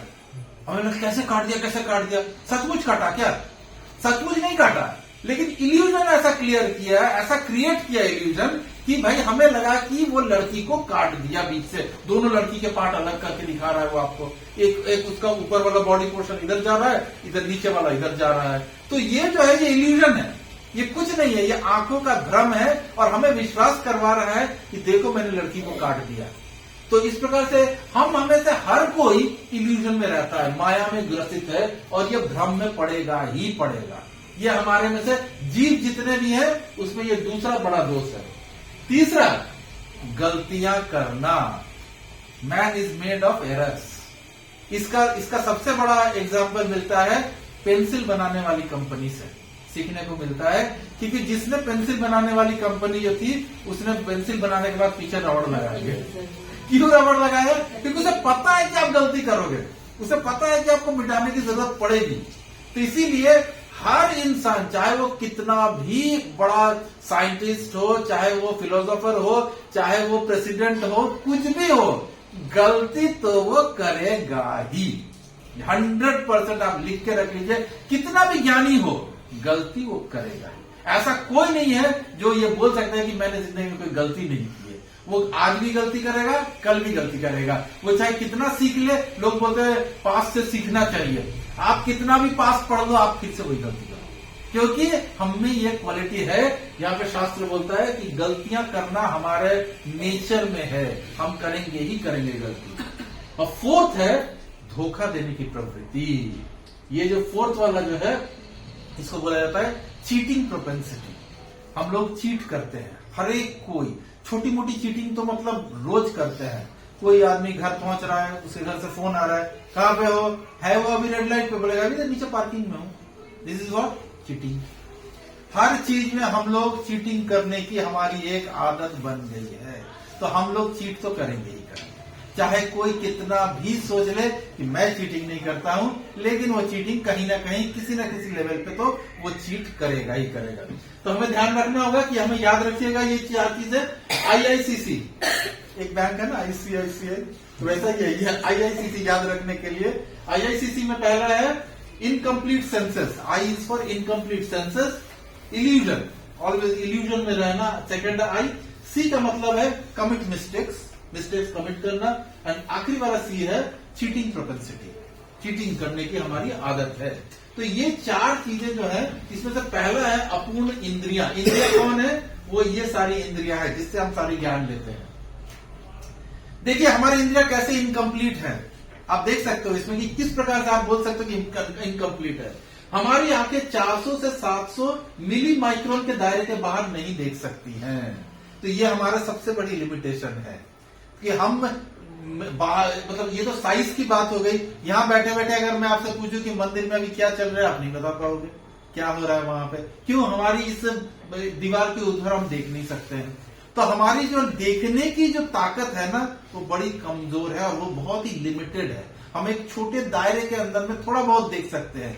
जब आपका नॉलेज लेने का जो माध्यम है वही इतना छोटा है, तो आप उसमें बड़ा ज्ञान कैसे लोगे? आपको ये कभी भी शुद्ध ज्ञान दे नहीं सकती, आपकी आंखें कभी भी आपको शुद्ध ज्ञान नहीं देंगी। उसी प्रकार से हमारे कान है, दूसरी इंद्रिय, ये देख लीजिए, ये 20 हर्ट्ज से 20,000 किलो हर्ट्ज तक के बाद ऊपर सुन नहीं पाती है। जबकि हमारा जो कुत्ता होता है वो ज्यादा बेटर सुनता है, जो चमगादड़ होते हैं वो और भयंकर सुनते हैं। तो ऐसे जीवों में भी अगर हम देखें ना, बहुत जीव है जो हमसे बहुत अच्छा सुनते हैं। वैसे ही सिमिलरली अगर हम जीभ को बात करें, ये जीभ भी बड़ी धोखा देने वाली चीज है। कैसे होता है? आप पहले चीनी के बाद अगर संतरा खाते हो तो वो खट्टा लगता है। चीनी खा लो फिर संतरा खाओ तो वो खट्टा लगेगा। नींबू, अगर सिर्फ मुंह में जीभ के ऊपर नींबू आप निचोड़ो और उसके बाद संतरा खाओगे तो वो मीठा लगेगा। जीभ वही है, संतरा वही है, लेकिन एक ही चीज आपको वो डिफरेंट टेस्ट दे रहा है, यानी कि वो डिफरेंट चीजें आपको बता रहा है। कभी वो चीज आपको मीठा बता रहा है, कभी वो खट्टा बता रहा है। तो इसके ऊपर भी विश्वास नहीं किया जा सकता है। जो स्किन है, हाथों से छू के पता लगाने वाली बात, यहाँ पे भी देख सकते हैं, गर्म हाथ से छुआ हुआ पानी ठंडा लगता है। अगर आपका हाथ बहुत गर्म है तो अगर आप जल को स्पर्श करोगे तो आपको उसमें ठंडा ठंडा लगेगा, लेकिन ठंडे हाथों से छुआ हुआ गर्म जल लगता है, हुआ जल जो है वो गर्म लगता है। यानी कि अगर आप बहुत ज्यादा बाहर ठंडे से आए हो और घर के अंदर में पानी है तो उसी पानी को अगर आप टच करोगे तो वो आपको गर्म लगेगा। बोले कि अरे ये तो गर्म है, क्यों? क्योंकि आपका हाथ ज्यादा ठंडा है। तो एवरीथिंग इज रिलेटेड है, ये सब मतलब इन रेस्पेक्ट टू है। तो हम लोग देख सकते हैं कि हमारी जितनी भी इंद्रियां हैं वो या तो वो इनकम्प्लीट है, इनकम्प्लीट होने की वजह से ही वो हमें जो नॉलेज देती हैं वो भी इनकम्प्लीट नॉलेज है, वो कभी फुल नॉलेज हमारे पास में नहीं दे सकती। ये देखिए, ये एक और इल्यूजन, इसमें किसको क्या दिख रहा है आप देख सकते हैं। इसमें जरा सोचिए इसको देख के कि आपको इसमें क्या दिख रहा है। इसमें बहुतों को बहुत कुछ दिखेगा इस फोटो में। देखिए कैसे हम अभी अभी हमने जो पढ़ा है, कैसे आपकी आंखें आपको धोखा देंगी, आप देख सकते हैं। इसमें से अगर हमने पूछे कि इसमें क्या दिख रहा है तो कोई बोल सकता है कि इसमें एक वृद्ध प्रभु जी है, एक वृद्ध माता जी है, और ये दोनों आपस में सामने सामने बैठे हुए हैं, ये भी दिख रहा है। हो सकता है किसी को इसमें बोलेगा कि अरे नहीं नहीं नहीं, इसमें ना दो गवैये हैं, वो दो गवैये इधर में गाना गा रहे हैं, वो बैठे हुए हैं। कोई बोलेगा नहीं नहीं नहीं नहीं, कान में ना एक बोतल लटक रही है, ये कान के पास में बोतल लटक रही है, कोई बोलेगा। कोई बोल सकता है कि नहीं नहीं नहीं, वो दूसरे का जो कान है ना उसके दरवाजा खोल के कोई लेडी बाहर निकल रही है। तो एक ही फोटो है, उसके इतने सारे हमें इल्यूजन मिल रहे हैं। ये जो फोटोग्राफ है, ये इल्यूजन में कैसे इल्यूजन क्रिएट होता है वो हमें इसका एक एग्जाम्पल है कि हमें ही हमारी आंखें हमें कैसे धोखा दे रही हैं। इसका एक और एग्जाम्पल हम दे रहे हैं, इसके बाद वाला देखिए। ये तीनों लोग एक ही हाइट के हैं, ये तीनों लोग हाइट एक है, लेकिन हमें देखने में लग रहा है कि ये तीनों, ये सबसे छोटा है, नाटा है, ये उससे लंबा है और ये सबसे लंबा है, जबकि ऐसा नहीं है। तीनों के तीनों एक ही हाइट के हैं, बस सिर्फ हमारी आंखों का इल्यूजन है कि हमें लग रहा है कि एक ज्यादा कम है, एक उससे थोड़ा ज्यादा है, एक सबसे ज्यादा है। नेक्स्ट वाला देखिए, ये देखिए, ये और भयंकर इल्यूजन है। ये इस इल्यूजन को देख के आप में से बहुत लोग बोलेंगे कि क्या है ये, आप में से बहुत लोग बोलेंगे कि ये ब्रिज है। कोई बोल सकता है कि अरे ब्रिज नहीं है, नाव है, नाव लाइन लगा के नाव खड़े हैं यहाँ पे। आप देख सकते हैं मतलब कितने तरह का इल्यूजन हो रहा है इसमें। एक ही फोटोग्राफ है जिसमें कि हमें इतनी सारी हमारे मन में विचार दे रहा है ये, तो ये इल्यूजन है। इसी को बोला जाता है कि हमारी आंखें जो है वो हमें भ्रम में डालती हैं, वो कभी भी हमारे सामने में करेक्ट पिक्चर, करेक्ट नॉलेज आपको दे नहीं सकती है। तो इसमें आता है कि मैं ईश्वर के बारे में ज्ञान कैसे प्राप्त कर सकता हूं। अब आप बोलोगे प्रभु जी आपने बताया था कि सारा ज्ञान तो इन्हीं 5 इंद्रियों से मिलता है, तो अभी 5 इंद्रियां तो फेल हो गई हैं भाई, पांचों के पांचों इंद्रियां फेल हैं। तो अगर इंद्रियां ही फेल है तो नॉलेज भी फेल है हमारे पास में। तो अगर इसका मतलब है कि प्रत्यक्ष प्रमाण जो लोग मांगते हैं भगवान को दिखाओ इन आंखों से, तो उनको तो कभी नहीं भगवान दिखेंगे। क्यों? क्योंकि आपने वो आंखें है ही नहीं कि जिसमें आप भगवान को देख सको। तो इस प्रकार से प्रत्यक्ष प्रमाण जो है ये फेल हो गया। अब हम चलते हैं दूसरे की तरफ में। दूसरा है अनुमान प्रमाण, यानी कि एस्टिमेट करना, मनोधार्मिक ज्ञान, थ्योरीज बनाना, भगवान के विषय में कुछ ना कुछ थ्योरीज बनाना। तो ये थ्योरी बनाने वाली जो चीज है उसका हम देखते हैं कि क्या ये है। एग्जाम्पल है, ये वैसी चीज है जैसे कि 6 अंधे हैं और वो एक हाथी से टकरा जाते हैं। अब ये हाथी से टकराने के बाद 6 के 6 अंधे ने क्या कर रहे हैं, हर एक चीज का अपना अपना मतलब निकाल रहे हैं, क्योंकि अनुमान है ना। क्या अनुमान लगा रहे हैं? अब इसका अनुमान लगाया, जिसने पूंछ पकड़ा यार ये तो कोई रस्सी है, जो जिसने उसका पैर पकड़ा तो उसको लगता है यार ये तो कोई पेड़ है, जिसके उसके पेट से जाके टकरा गया उसको लगता है कि अरे ये कोई बहुत बड़ी दीवार है, मैं दीवार से टकरा गया हूं। जो बहुत तेज था और ऊपर चढ़ के बैठा कान पकड़ के, उसको लगता है कि हाथ में ये कोई फरसा है, कुछ फरसा टाइप का चीज है जो कि इसमें है। एक जो उसने सूंड पकड़ा हुआ है उसको लग रहा है कि अरे भागो भागो ये तो सांप है, ये सांप के जैसा लग रहा है। और जिसने दांत पकड़े उसको लग रहा है कि ये तो तीर है। अब देख सकते हैं हम लोग कि ये 6 के 6 ब्लाइंड पर्सन्स, अनुमान लगाने वाली जो चीज है ना वो ऐसे ही 6 ब्लाइंड पर्सन्स की जैसी है कि ये किस प्रकार से हम लोग सिर्फ और सिर्फ अनुमान लगा के कभी भी ये समझ नहीं सकेंगे कि एक्चुअली में ये है क्या। तो अब आपसे अगर पूछा जाए कि कैसे इनको समझाया जाए कि ये क्या है, तो इसको कैसे समझाया जाए? ये समझने के लिए कोई ऐसा आदमी चाहिए जो देख सकता है, क्योंकि ये तो 6 के 6 अंधे हैं। तो अंधे लोग ईच अदर को नहीं समझा सकते हैं कि भाई ये चीज क्या है। तो इसी प्रकार से जिनको भगवान के बारे में पता नहीं है वो दूसरे को नहीं समझा सकते हैं कि भगवान क्या चीज है, भगवान कैसे है, क्या दिखते हैं, क्या नहीं दिखते हैं। इसको समझने के लिए कोई ना कोई ऐसा आदमी चाहिए जो आंख वाला है, जिसने भगवान को देखा है, जो भगवान को देख सकता है। वही यहाँ पे देख के बोलेगा कि अरे तुम में से हर कोई गलत है, ये तो एक हाथी है। अगर वो चीज वो बोल सकता है, कौन? जिसके पास आंखें हैं। और भगवान भी भगवत गीता में बोलते हैं ज्ञान चक्षुषा, ज्ञान की नजर से देखना होगा। ये चमड़े की आंखों से नहीं दिखेंगे भगवान, ज्ञान की आंखों से देखेंगे तभी भगवान दिखेंगे। और कैसे ज्ञान वाला आदमी मिले? तो इसके बाद वाला जो चीज था, हमारा आखिरी वाला जो था, ये उसी के तरफ डायरेक्ट कर रहा है, जिसमें आता है शब्द प्रमाण, हियरिंग फ्रॉम द ऑथोरिटी। अब ये ऑथोरिटी कौन है? ये ऑथोरिटी इज आवर शास्त्र। हमारे शास्त्र हमारी ऑथोरिटी है। शास्त्र जो है उसे कहा जाता है they are like our mother. अगर एक बच्चा को पूछा जाए हु इज योर फादर, तो इसका सबसे प्रामाणिक उत्तर कौन दे सकता है? The mother. मदर ही बोलेगी। मदर ने जिसके तरफ उंगली किया कि ही इज योर फादर, तो ऑटोमेटिकली ही बिकम्स फादर। उसको 100% एक्सेप्ट किया जाता है। अन्यथा आपके पास उपाय जो है, जो साइंटिफिक उपाय है डीएनए टेस्ट करने का, तो आपकी पृथ्वी की आबादी 750 करोड़ है, करते रहो 750 करोड़ का परीक्षण, तब पता चलेगा आपको कि कौन माता है, कौन आपका पिता है। इसीलिए जो माता जिसके तरफ उंगली कर देगी कि ये तुम्हारा पिता है, it is taken as granted कि दिस इज करेक्ट। अगर एक स्त्री है, उसने अगर बोला अपने बच्चे से कि पुत्र ये तुम्हारा पिता है, तो वही उसका पिता है। तो इस प्रकार से शास्त्र हमारी माता है। शास्त्र हमें बताएंगे, ज्ञान देंगे कि कौन भगवान है। भगवान अगर है तो कौन भगवान है, कैसे है भगवान, क्या सारे के सारे भगवान हैं। हमारे हिंदू शास्त्र में या वैदिक शास्त्र में बोला जाता है 33 करोड़ भगवान है। क्या सचमुच 33 करोड़ हैं? तो सचमुच है। तो क्या सारे के सारे भगवान हैं? तो अभी हम देखेंगे कि क्या सचमुच भगवान है, क्या सचमुच 33 करोड़ भगवान है या एक भगवान है। तो ये सारी चीजें कौन बताएंगे? शास्त्र। शास्त्र हमारी माता है। हम माँ से पूछेंगे मेरा पिता कौन है, तो माँ हमें बताएगी ये पिता है तुम्हारा। इसके बाद इस तरह से हम लोग देख सकते हैं कि इन तीनों में से सबसे ऑथेंटिक अगर कोई है तो ये शब्द प्रमाण है।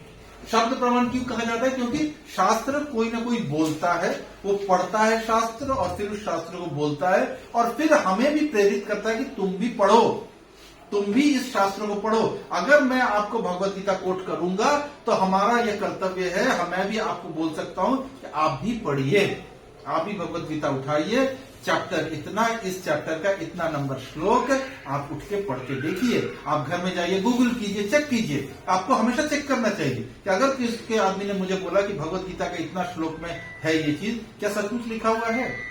क्योंकि श्लोक तो बदलेगा नहीं और वो पूरी दुनिया में सेम है। चाहे आप इस्कॉन की भगवत गीता खरीद लो या गोरखपुर के गीता प्रेस की भगवत गीता खरीद लो, श्लोक तो नहीं बदलेगा ना, वो तो सेम रहेगा आपका।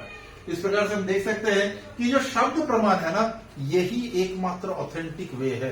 बाकी सारे प्रोसेसेस फेल्ड है। कोई भी प्रोसेस से आपको भगवान नहीं समझ में आएंगे। भगवान समझ में आने के लिए शब्द प्रमाण ऑथोरिटी से सुनना होगा, करेक्ट ऑथोरिटी से। तो हम यहाँ पे देख सकते हैं शब्द प्रमाण यानी कि परंपरागत ज्ञान। ये जो ज्ञान है ना, भगवान ने भगवत गीता के 4थे अध्याय में भी बोला है अर्जुन को कि ये जो मैं तुम्हें ज्ञान दे रहा हूं, ये तुम्हें नॉलेज दे रहा हूं अर्जुन, ये मैं पहली बार नहीं दे रहा हूं। ये मत सोचना कि तुम कुरुक्षेत्र के युद्ध में पहली बार बोल रहा हूं। ये मैंने करोड़ों करोड़ों वर्ष पहले जब सूर्य का निर्माण किया था, सूर्य के राजा विवस्वान को मैंने ये ज्ञान दिया था। और किस प्रकार से ये ज्ञान उससे आते आते आते इक्ष्वाकु यानी कि भगवान राम की परंपरा में जो थे इक्ष्वाकु तक आया ज्ञान। उसके बाद धीरे धीरे काल में ये पूरा का पूरा ज्ञान क्षीण हो गया। किसी ने उसके बाद प्रॉपर वे में दूसरे आगे जनरेशन को दिया नहीं।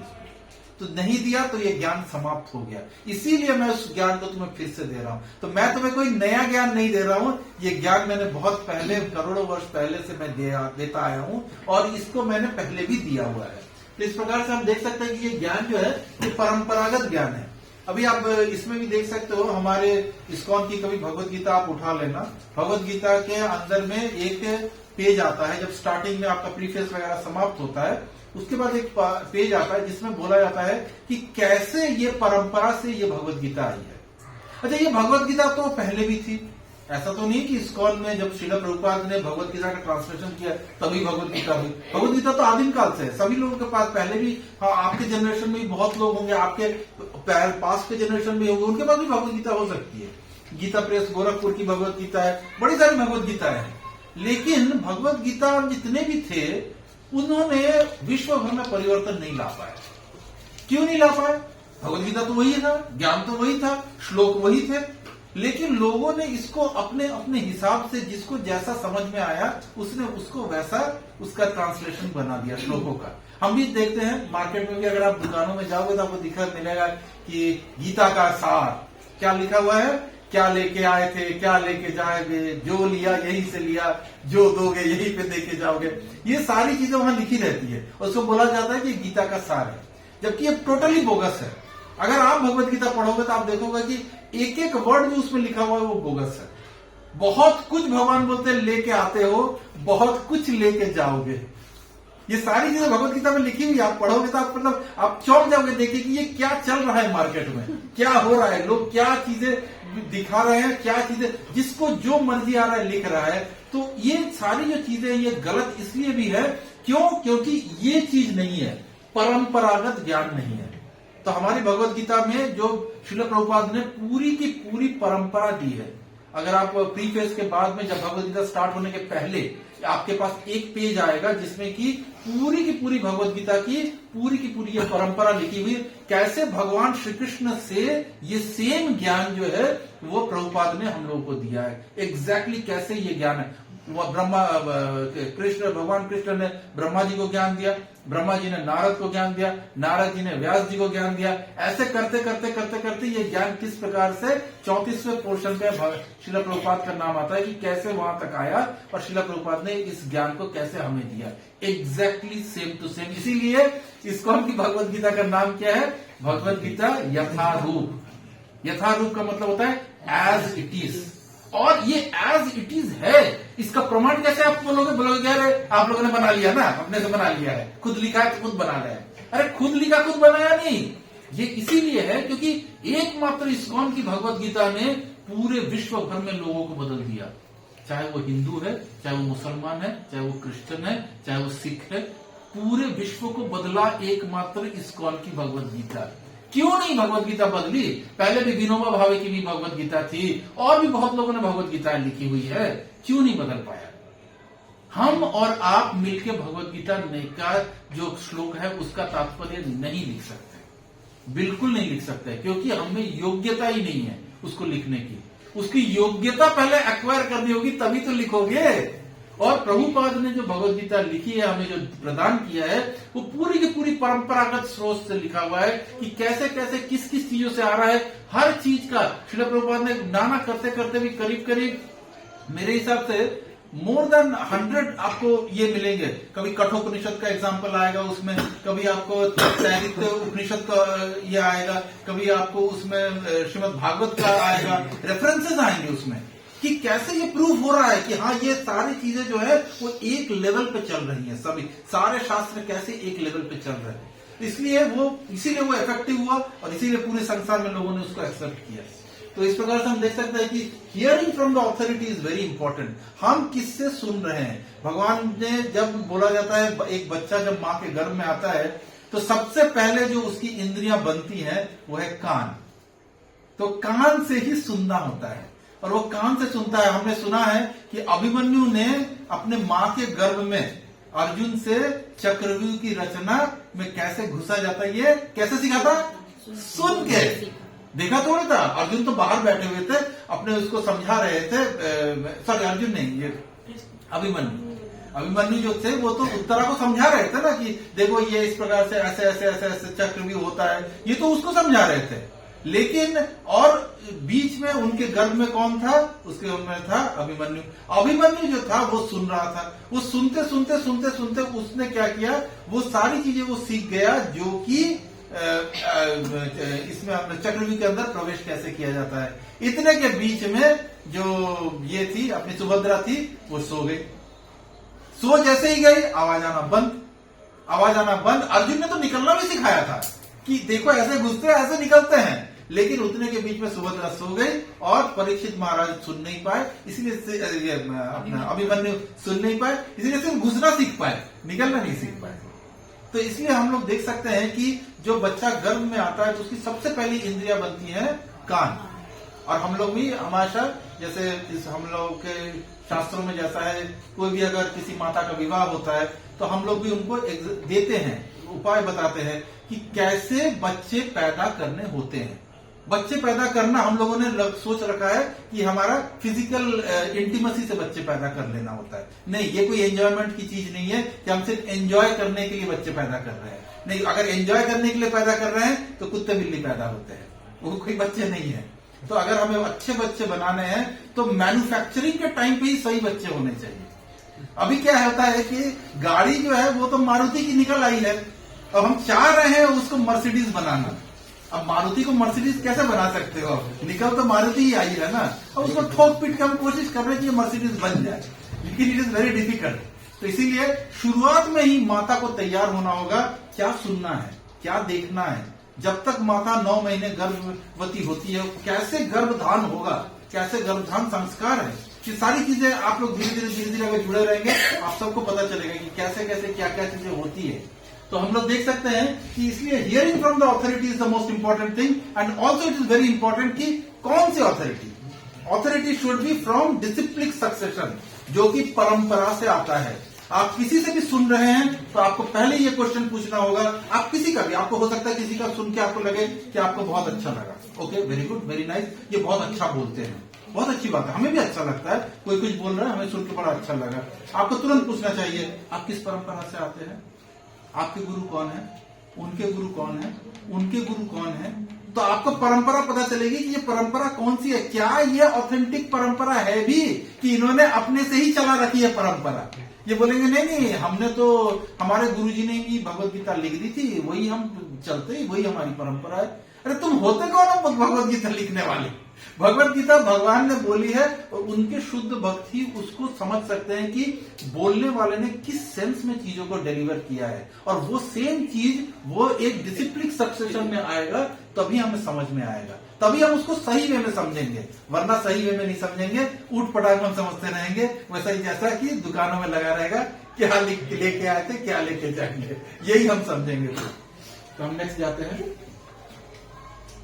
देखिए मैंने इसके पहले बोला कि जो शास्त्र है वो हमारी माता है, और शास्त्र में कोई भी चीज गलत नहीं लिखा हुआ है, किसी भी चीज के बारे में शास्त्र में, और शास्त्र किसे बोलेंगे वो भी बड़ा इंपॉर्टेंट है। तो हम यहाँ पे देख सकते हैं कि आधुनिक विज्ञान वैदिक सत्य की पुष्टि करता है। वैदिक सत्य का मतलब होता है वैदिक शास्त्र। इसमें हमारे 4 वेद हैं, 108 उपनिषद हैं, 18 पुराण हैं। ये सारी चीजें जो है ये वैदिक शास्त्र है। ये वैदिक शास्त्रों में जो भी चीजें हैं आधुनिक विज्ञान भी पुष्टि करता है। इतने दिनों तक कहा जाता था, पहले कहा जाता था कि आधुनिक विज्ञान गोबर को नहीं समझता था या गोबर से बने उपलों को नहीं मानता था, लेकिन आज के दिन में आधुनिक विज्ञान भी बोलते हैं कि हाँ ये जो गोबर है ना, ये गाय का जो गोबर है वो सचमुच में डिसइंफेक्टेंट है। अगर आप गोबर से लेपते हो, पहले जमाने में हमारे घर में जो इतने घर होते थे मिट्टी के, उसको गोबर से लिपा जाता था, या भगवान का जो स्थान होता था उसको भी गोबर से लिपा जाता था, और ऐसे घरों में जनरली मच्छर नहीं आते थे, मक्खी नहीं आते थे।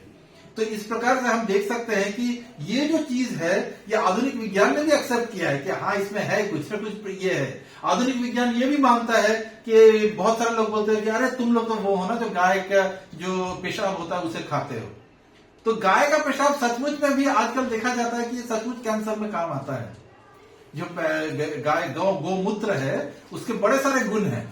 तो गो अर्क आजकल मिलते हैं, गौमूत्र के अर्क मिलते हैं, वो भी बड़े सारी बीमारियों का सॉल्यूशन है। तो ये चीजें जो हैं, शुरू में साइंस कोई सी चीज को एक्सेप्ट नहीं करता है, लेकिन धीरे धीरे उन्हें पता चलता है कि हाँ, शास्त्र में जो लिखा है वो सारी चीजें सही है। कुछ चीजों को एक्सेप्ट कर लेता है जिसका कि मार्केटिंग हो सकता है। फॉर एग्जाम्पल हम आपको दे सकते हैं कि आयुर्वेद आज के दिनों में बड़ा चला हुआ है। आयुर्वेदिक दवाई खाओ, आयुर्वेद नेचुरल है और ये है। क्यों भाई, ये कहां से मिला तुमको?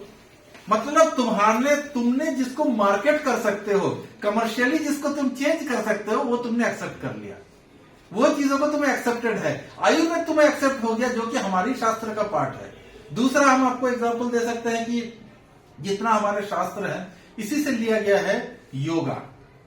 बड़ा आजकल चला हुआ है, हर गली नुक्कड़ में योगा सेंटर्स खुले हुए हैं। सुबह सुबह पार्क में चले जाइए तो आपको यंग से लेके बड़े बुजुर्ग सारे लोग करते हुए नजर आएंगे आप। तो ये चीजें कहां से आपको मिल रही है? कहां से आपको ये प्राणायाम कर रहे हो, क्या कर रहे हो? ये चीजें आपको मिल रही है हमारी शास्त्र पतंजलि ऋषि के द्वारा बनाया हुआ है योगा। अष्टांग योग का उन्होंने पूरा सिद्धांत दिया हुआ है, और उस अष्टांग योग में हम जो कर रहे हैं वो सिर्फ एक पार्ट करते हैं। पतंजलि ऋषि ने अष्टांग योग 8 स्टेप है, इसमें हम करते हैं सिर्फ एक पार्ट। वो क्या है? आसन। हमने पूरा जोर लगा दिया है, थैंक्स टू हमारे काफी सारे योगा गुरु, जिन्होंने कि बाकी सारी चीजों को मना कर दिया। मत करो, सिर्फ करते रहो, ठीक हो जाओगे। तो इससे कुछ नहीं होने वाला है, ये पूरा मन का भ्रम है। अगर आपको लगता है आप योगा करके ठीक हो जाओगे, कुछ नहीं होने वाला है योगा करके। क्योंकि योगा करने के लिए आपको अष्टांग योग करना होगा, 8 के 8 प्रोसेसेस लेने होंगे, यम, नियम, आसन, प्राणायाम, धारणा, और फाइनली जाती है समाधि तक। इतने तक आपको जाना है, उसके बाद या योग पूरी होती है। लेकिन खैर जो भी है, तो हमारा जो साइंस है वो धीरे धीरे एक्सेप्ट करता है कि हमारे जो शास्त्र हैं वो सही हैं। तो शास्त्र का दूसरा इंपॉर्टेंट एक एस्पेक्ट आता है, हाँ, शास्त्र फ्यूचरिस्टिक है। यानी कि शास्त्र हमें बताता है कि भविष्य में क्या होगा। ये शास्त्र जो है वो हमें पहले ही बता देता है। तो कैसे बता रहा है शास्त्र हमें पहले? शास्त्र हमें इस तरह से पहले बता सकता है कि शास्त्र में देखिए, श्रीमद् भागवतम, भागवत पुराण है ये। आप लोगों ने काफी जगह पे पोस्टर लिखा हुआ देखा होगा कि 7 दिवसीय भागवत सप्ताह, ये वही भागवत। ये भागवत क्या है? भागवत पुराण है, ये पुराण है। तो उस पुराण के ऊपर में चर्चा होती है। तो इसमें भागवत पुराण को आज से 5000 वर्ष पहले, ये उसके 11वें, आप चाहो तो ये लिख लो, श्रीमद् भागवत आप खोल लेना, आप इसको चेक कर सकते हो। 11वें कैंटो के 5th चैप्टर के 32 नंबर श्लोक, 11:5:32, इसमें क्या लिखा हुआ है? इसमें एक चीज बताया गया है, कृष्ण वर्णम तथा कृष्णम संग पांगस्त्र पार्षदम यज्ञ संकीर्तन प्राय यजंत ही सुमेधसा। ये एक श्लोक आता है। अब ये कैसे फ्यूचरिस्टिक है? ये श्लोक श्री चैतन्य महाप्रभु के बारे में आ रहा है, जो कि आज से 500 साल पहले कलकत्ता के पास नवद्वीप बोल के एक स्थान है, वहां पे मायापुर में उनका भगवान का प्राकट्य हुआ। और किसके बारे में बोल रहे हैं? बोल रहे हैं भगवान स्वयं कलयुग में आएंगे। और कैसे आएंगे? पूरा वर्णन है। कैसे बोल रहे हैं? कृष्ण वर्णम तुषा कृष्णम, कृष्ण ही आए, लेकिन वर्ण जो है, मतलब उनका शरीर का जो रंग है ना, वो लेकिन काला नहीं है। कृष्ण वर्णम तथा कृष्णम संग पांगस्त्र पार्षदम। उनके जो भगवान जब आए थे द्वापर में, तब भगवान क्या लेके आए थे? अपने साथ में सुदर्शन चक्र आए थे। लेकिन ये कोई अस्त्र लेके नहीं आएंगे। इनके अस्त्र कौन है? इनके पार्षद होंगे, इनके खास पार्षद होंगे, वही इनके अस्त्र शस्त्र है। और वो क्या करेंगे? यज्ञ संकीर्तन प्राय। ये जो संकीर्तन आंदोलन है वो यज्ञ बोलेंगे। हमारे इस कलयुग का जो यज्ञ है वो कौन सा है? संकीर्तन यज्ञ, यही लेके आएंगे। कौन लेके आ रहे हैं? कृष्ण ही आ रहे हैं चैतन्य महाप्रभु बन के। और इसका सोचिए, और इसको कौन समझेगा? संकीर्तन प्राय यजंत ही सुमेधसा। यानी कि मेधसा का अर्थ होता है मेधावी होता है ना, जिसको बोला जाता है कि जिसका बहुत इंटेलिजेंट है। सुमेधसा मतलब सुपर इंटेलिजेंट। जो सुपर इंटेलिजेंट है वही समझ पाएंगे कि चैतन्य महाप्रभु जो है स्वयं कृष्ण है। क्योंकि बाकी जितने लोग हैं वो बोलेंगे ये तो कोई इंसान थे ना, अच्छा ठीक है भक्त थे ना, अरे वो आए थे ना, वो वहां पे जन्मे थे, उसके बाद समाप्त हो गए, जैसे सभी लोग होते हैं। लेकिन ये समझेगा कौन कि ये स्वयं कृष्ण थे?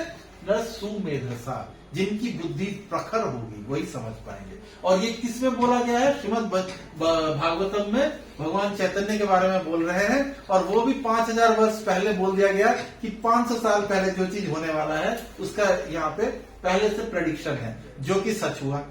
ये सचमुच भगवान चैतन्य प्रकट हुए, भगवान चैतन्य की लीलाएं हुई हैं, वो सारी चीजें हैं।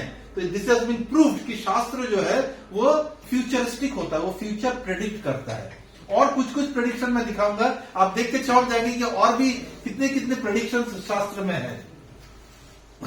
ये भगवान बुद्ध हैं। ये भगवान बुद्ध के विषय में श्रीमद् भागवत बोलता है, 1st कैंटो 3rd चैप्टर और 24th नंबर श्लोक। ये साफ साफ बोलता है कि भगवान बुद्ध आएंगे, बोध गया में भगवान बुद्ध का प्राकट्य होगा।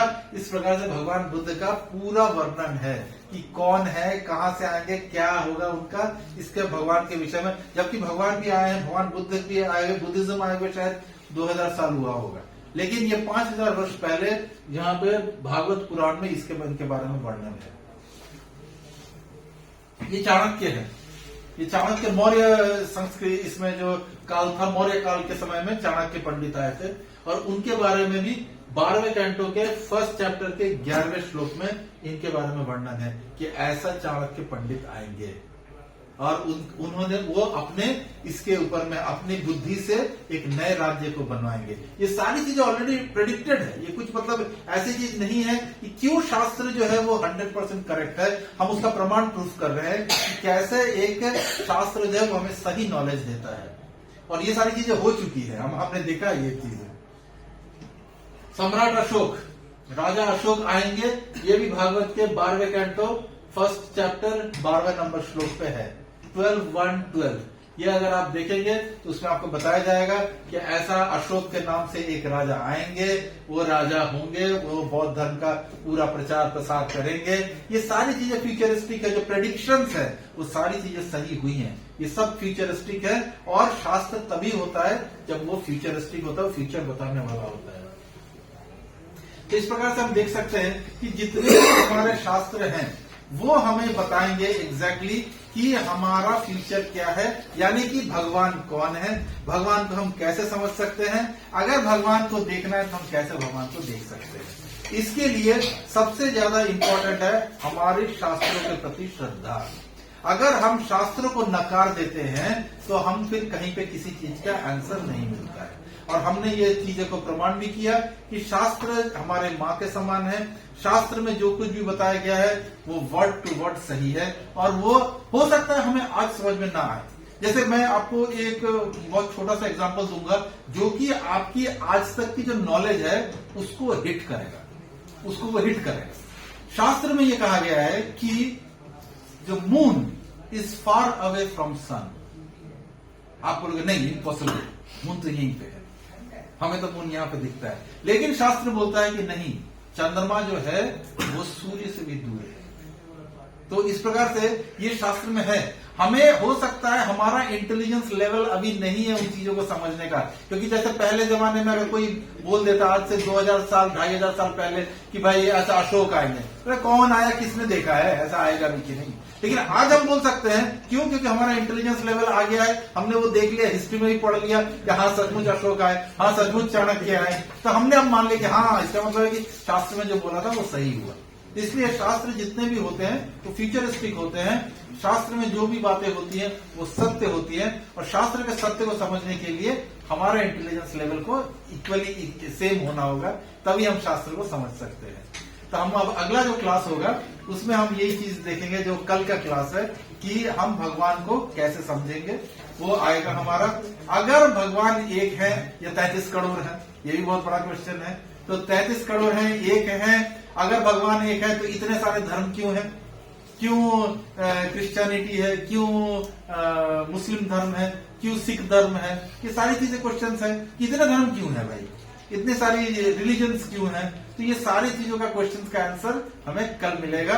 हम लोग कल इसको ये करेंगे कि क्या इतने भगवान सचमुच में है, तो भगवान कैसे हैं, क्या है, कैसे डिफाइन कर सकते हैं, कैसे भगवान को हम लोग देख सकते हैं, उन सारी चीजों के बारे में हम लोग कल चर्चा करेंगे।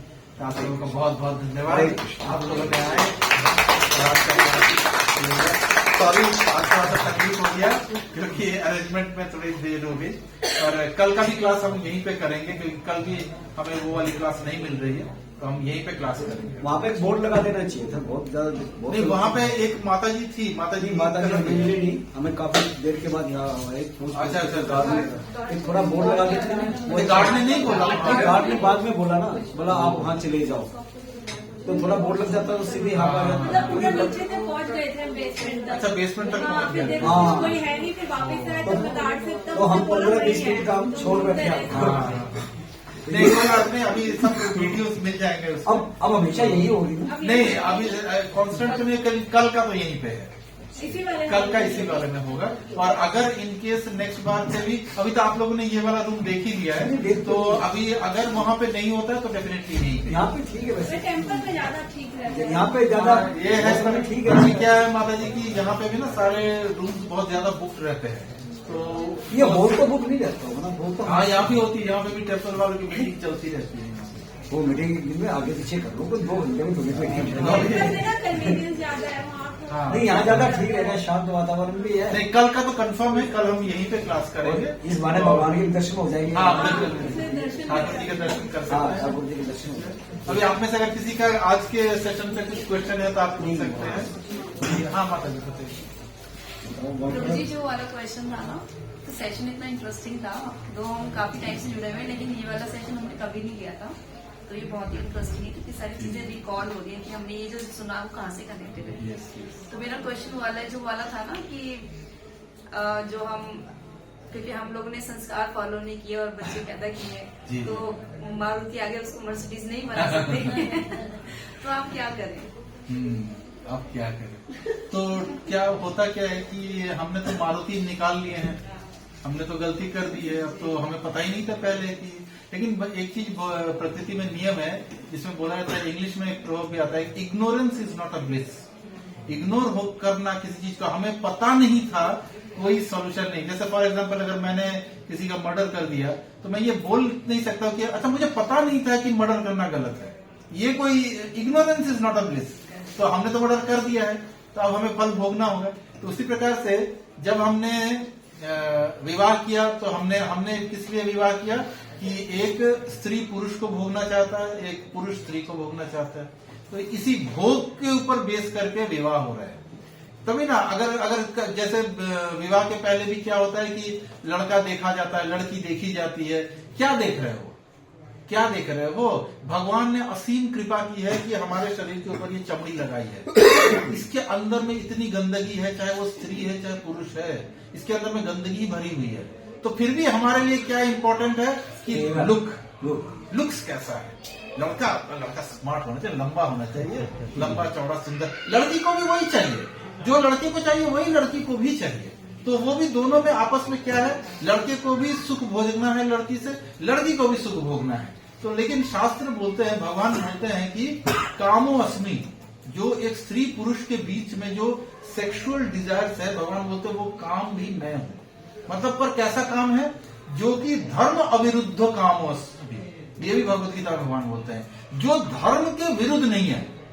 अब धर्म के विरुद्ध क्या, इसका क्या अर्थ हुआ कि तो शास्त्र हमें बोलते हैं संतान उत्पत्ति करने का मतलब ये है कि हम कृष्ण भावना भवित संतान बनाएं, हम उनको कृष्ण भावना भवित संतान बनाने का प्रयास करें, तो तभी हमारा संतान, अगर ऐसा संतान हम उत्पन्न कर सकते हैं या इस प्रकार का संतान के प्रति हमारी इच्छा है, तो शास्त्र बोलते हैं तो आप अनगिनत संतान उत्पन्न करो, कोई प्रॉब्लम नहीं है। लेकिन अगर हम सिर्फ सुख भोगने के लिए, शारीरिक सुख भोगने के लिए अगर संतान उत्पन्न कर रहे हैं, तो फिर हम कुत्ते बिल्ली उत्पन्न कर रहे हैं। अब कुत्ता बिल्ली, अब आपका प्रश्न है कि वो आ तो गए हैं, अब क्या करें? तब जब आ ही गए हैं तो कोशिश करना चाहिए कि हम अपने आचरण से उनको परिवर्तित करने का प्रयास करें। करना मुश्किल है, बहुत डिफिकल्ट है ये चीजें, लेकिन हमें प्रयास तो करना होगा। प्रयास करने से आप बोलोगे फायदा क्या है? ये बात सही है कि मारुति मर्सिडीज नहीं बन सकती है, लेकिन वो मर्सिडीज के राह पे चल पड़ेगा। आप जितना संस्कार अपने बच्चे को अभी दोगे, जितना उसको संस्कारी अभी बनाओगे, तो अगले जन्म में वो उस संस्कार को लेके जन्म लेगा। किसी भी माँ के गर्भ से जन्म ले, उसको फिर वहां से आगे वो बढ़ेगा, वो पीछे नहीं गिरेगा। तो भगवान ने भी भगवत गीता में भी भगवान ने ये चीज बोला है कि भाई तुम्हारा इस प्रोसेस में न यह अभिक्रमनाशस्ति प्रत्यवायो न विद्यते सुअल्पम अपयस्य धर्मस्य त्रायतो महतो भयात्। यानी कि आपने छोटी से भी प्रोग्रेस किया इसमें, छोटे सुअल्पम, जैसे हमने सु में सब पढ़ा, ये सु वर्ड संस्कृत में जो है ना, ये सुपरलेटिव है। हर किसी के आगे अगर सु लग जाए तो उसका मतलब है कि वो बहुत ज्यादा हायर लेवल का हो गया। जैसे गुड बेटर बेस्ट होता है ना, वो बेस्ट के ऊपर चला गया अगर सु लग गया।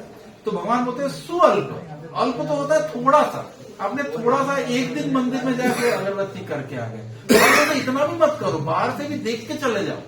सुअल्पम अपयस्य धर्मस्य, अगर थोड़ा सा भी तुमने धर्म का काम किया तो त्रायतो महतो भय। भगवान बोल रहे हैं मैं तुम्हें बहुत बड़े भय से बचाऊंगा। बहुत बड़ा भय किस चीज का भय होता है? ये नहीं भय है कि भाई इस बार मैं गरीब के घर में हुआ, अगली बार और भिखारी के घर में न पैदा हो जाए, ये इसकी भगवान गारंटी नहीं दे रहे हैं। भगवान बोल रहे हैं कि तुम्हारी योनि परिवर्तन से तुम्हें बचा दूंगा। तुम इस बार इंसान बने हो, चाहे पुरुष हो चाहे स्त्री हो, लेकिन तुम इस बार जो बने हो, तुमने मेरी भक्ति की, तो अगला जन्म की गारंटी है कि तुम फिर इंसान तुम्हें दूंगा। One more chance, one more opportunity and one more reason for ABCD, choice करने की ये मिले। लेकिन आप देखते होंगे जैसे बहुत सारे बच्चे होते हैं, शुरू में पैदा हो गए, उसके बाद ही से वो भगवत गीता बोल रहे हैं और ये कर रहे हैं, बड़ा उनका नॉलेज पहले से स्पिरिचुअल नॉलेज होता है उनको, ये कहाँ से आ रहे हैं, किधर से आ गए ये चीजें। तो वो वैसे ही माता पिता से आ रहे हैं जिन्होंने उनको वो संस्कार ऑलरेडी वो लेके जन्म लेते हैं, उनके संस्कारों के साथ आते हैं।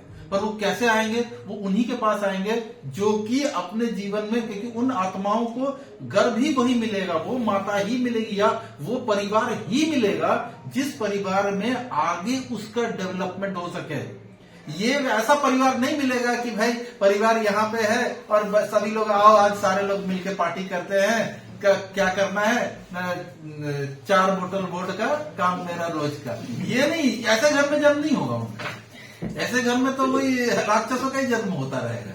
लेकिन भगवान क्या बोल रहे हैं, ऐसी जो सुंदर आत्माएं होंगी वो आत्माएं एकदम अलग होंगी, एकदम डिफरेंट होंगी। अभी जैसे आपने शायद ये किया, जिस दिन फर्स्ट डे में हमारे हिज गेस्ट प्रशांत मोहन प्रभु जी आए थे यहाँ पे, तो अगर आप उनके परिवार को देखोगे तो आपको समझ में आएगा कि उन्होंने उनके 2 पुत्र हैं। अगर आप पुत्रों को देखोगे ना तो आप देख के बोलोगे ये अलग है, दे आर डिफरेंट, ये नॉर्मल नहीं है। मतलब नॉर्मल जैसे बाकियों के इस उम्र के बच्चे क्या कर रहे हैं और वो क्या कर रहे हैं, मतलब आप देखने से आपको लगेगा कि दे आर डिफरेंट, ये एकदम टोटली डिफरेंट है। वो तरीका है, दैट इज वो नेचर्स लॉ है, वो माया अध्यक्ष प्रकृति। भगवान वो पूरी व्यवस्था करते हैं, कौन किसके गर्भ में जाएगा, कौन कैसे आएगा, क्या होगा। लेकिन अगर आप जो भी आ गए हैं, जैसे हम लोग भी ऐसे ही आ गए थे, हमारे माता पिता के भोग की वजह से हम आ गए हैं, तब आ तो गए हैं, लेकिन प्रयास तो करना होगा। भगवान क्या बोल रहे हैं, प्रयास तो करो तुम कम से कम, क्योंकि हम अगर प्रयास थोड़ा सा भी करेंगे, 2 कदम अगर हम चलते हैं तो भगवान 10 कदम चलते हैं। तो भगवान बोलते हैं प्रयास तो करो।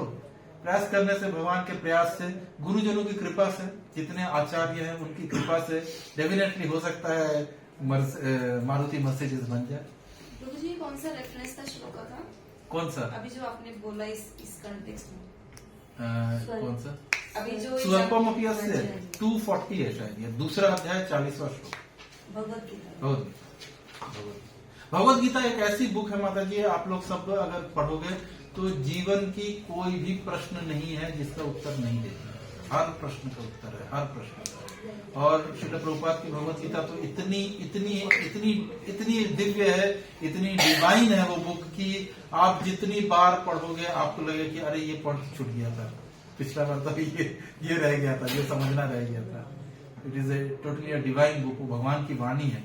और सिर्फ इतना ही नहीं, जैसे प्रभुपाद भी भगवत गीता ही नहीं, सिर्फ श्रीमद् भागवतम भी जब लिखते थे तो प्रभुपाद अपनी भगवत गीता, अपने भागवतम खुद पढ़ते थे, खुद बैठ के पढ़ते थे।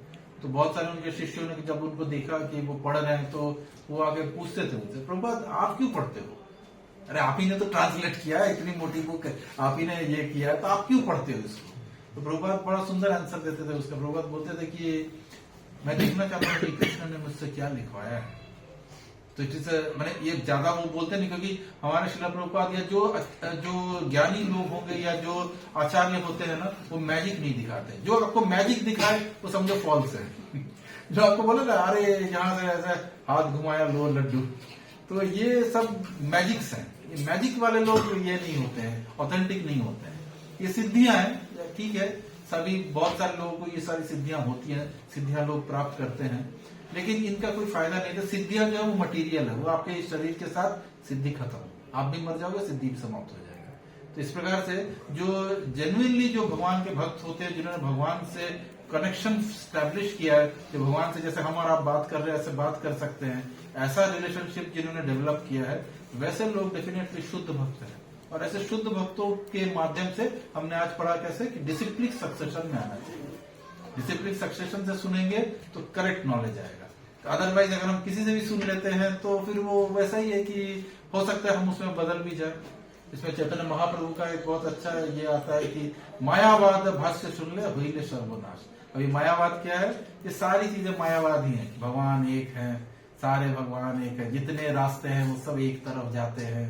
ये मतलब सब मायावादी सिद्धांत है। इसका कोई कहीं पे किसी शास्त्र में कोई प्रमाण नहीं है, और नॉर्मल लॉजिकल इंटेलिजेंस से भी नहीं आता ये चीजें कि सारे रास्ते एक तरफ जाते हैं। कैसे चला जाएगा?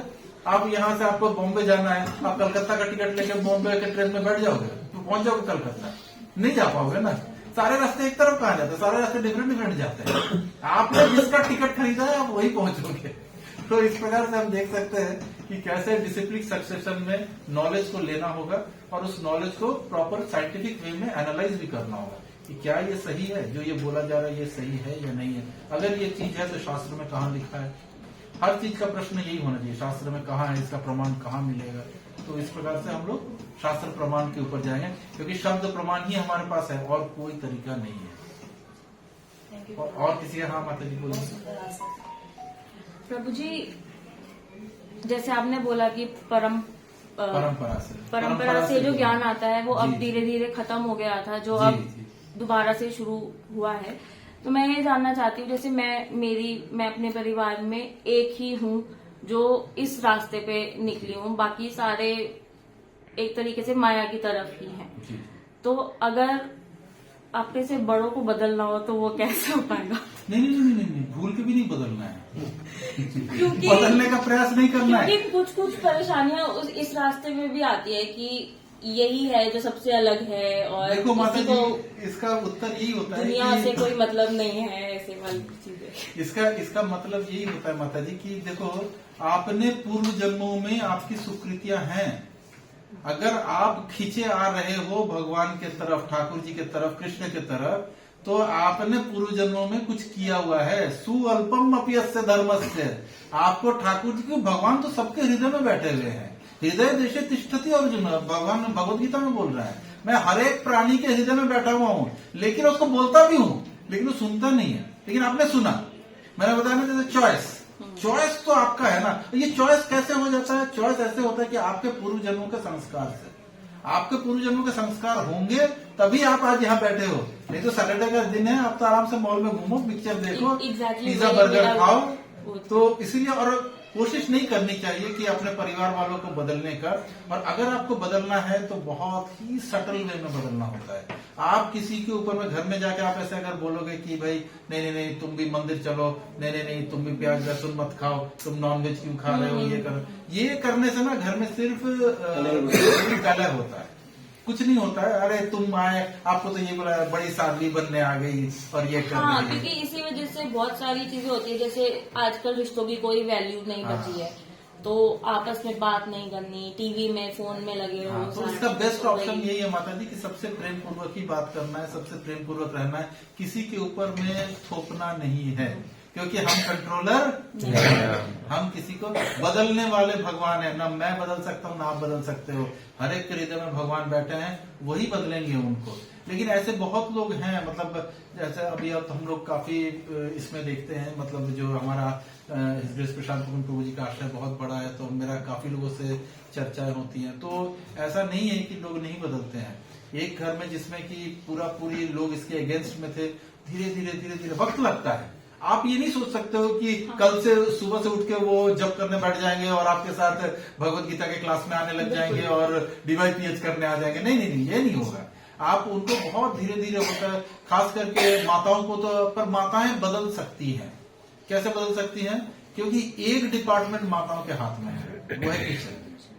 तो किचन का डिपार्टमेंट हाथ में होने से माताएं कोशिश कर सकती हैं कि देखो, अगर वो बोलते नहीं मैं प्याज लहसुन हम तो खाएंगे, तुम नहीं खाते मत खाओ, हम तो खाएंगे, ठीक है खाओ, आप प्याज लहसुन खाओ। लेकिन कोशिश करें कि माताएं जो भी कुछ बना रही हैं उसको भगवान को ऑफर कर दें। भगवान को ऑफर करके चुपचाप ऑफर करें, कुछ नहीं, तुलसी का पत्र देकर भगवान को बोलना ही तो कि आप पालो, कौन सा भगवान आपका पूरा खत्म कर देंगे। तो आपने भगवान को ऑफर कर दिया और चुपचाप उस प्रसाद को सबके साथ मान लेते हैं। बाकी सारी चीजों में सब कुछ बना, आपने सपोज दाल बनाया, तो दाल जो आपने बनाई है उसको आपने भगवान को भोगा लगाया, उसमें आपने प्याज लहसुन नहीं यूज किया। ये डाल लेकिन सबको ही लेगा, तो ऐसा कोशिश करना चाहिए, ऐसा आइटम बना करें जो कि सबको ही ले, और सबको ही अगर लेता है तो उस प्रसाद से अंदर में चेतना में परिवर्तन होता है। प्रसाद जो है, बोला जाता है प्रभु के साक्षात दर्शन, भगवान सामने है। वो जो प्रसाद का जो प्लेट है ना, वही भगवान है। वो प्रसाद अन्न रूप में भगवान है। तो अन्न रूप में भगवान अगर उसके अंदर जाएगा ना, धीरे धीरे उसकी चेतना चेंज होगी। प्रसाद खाते खाते चेंज होगी। श्रील प्रभुपाद ने हिप्पियों को अपने शिष्य बनाए थे। वो तो उनके सामने में शराब पी के मैंने उल्टी करते थे। मतलब प्रभुपाद भागवतम सुना रहे हैं, क्या भागवतम का लेक्चर दे रहे, भगवत गीता का लेक्चर दे रहे हैं, और सामने ऑडियंस कौन है? आप लोग तो इतने अच्छे हो, सुंदर हो, देखो यहाँ पे आके बैठ रहे हो, सब कुछ। अगर उनके ऑडियंस क्या था, यहाँ पे पड़ा हुआ है और एक दूसरे के ऊपर पड़ा हुआ है, लड़का लड़की एक दूसरे के ऊपर पड़ा हुआ है, किसी को पता नहीं है क्या पहना है, पता नहीं है। मतलब इतना नशे में है कि उनको कुछ समझ में नहीं आ रहा है, करके उठा, एक ने दूसरे के ऊपर उल्टी कर दी। इतना बुरा हाल था। जब प्रभुपाद ने यूएस में जाने के बाद जो प्रभुपाद के लेक्चर्स होते हैं, वो प्रभुपाद वहां पे बैठ के भागवत सुना रहे हैं। कुछ लोगों ने बोला भी प्रभुपाद को, ये किसको सुना रहे हो, ये कोई सुन रहा है इसमें से? ये तो सब तो मतलब शराब पी के सब आउट है ये सब। तो प्रभुपाद हमेशा बोलते थे कि ये जो मैं ज्ञान दे रहा हूं ना, ये ज्ञान दिव्य है, और ये ज्ञान इनके शरीर के लिए, ये जो पड़ा हुआ है ना, ये शरीर पड़ा हुआ है, लेकिन इनके अंदर में जो आत्मा है ना, वो सुन रही है, ये उसके लिए है। और ये बात इतनी सच है, वही हिप्पीज जो कि ऐसे पड़े रहते थे, धीरे धीरे उन्होंने अपने सारे बुरी आदतों को त्यागा, सारे शराब पीना त्यागा, सिगरेट पीना त्यागा, स्त्री संग त्यागा, सब कुछ त्याग के उन्होंने ही श्रील प्रभुपाद की मिशन को, आज इस्कॉन अगर पूरी दुनिया में है तो उन्हीं हिप्पियों की वजह से है।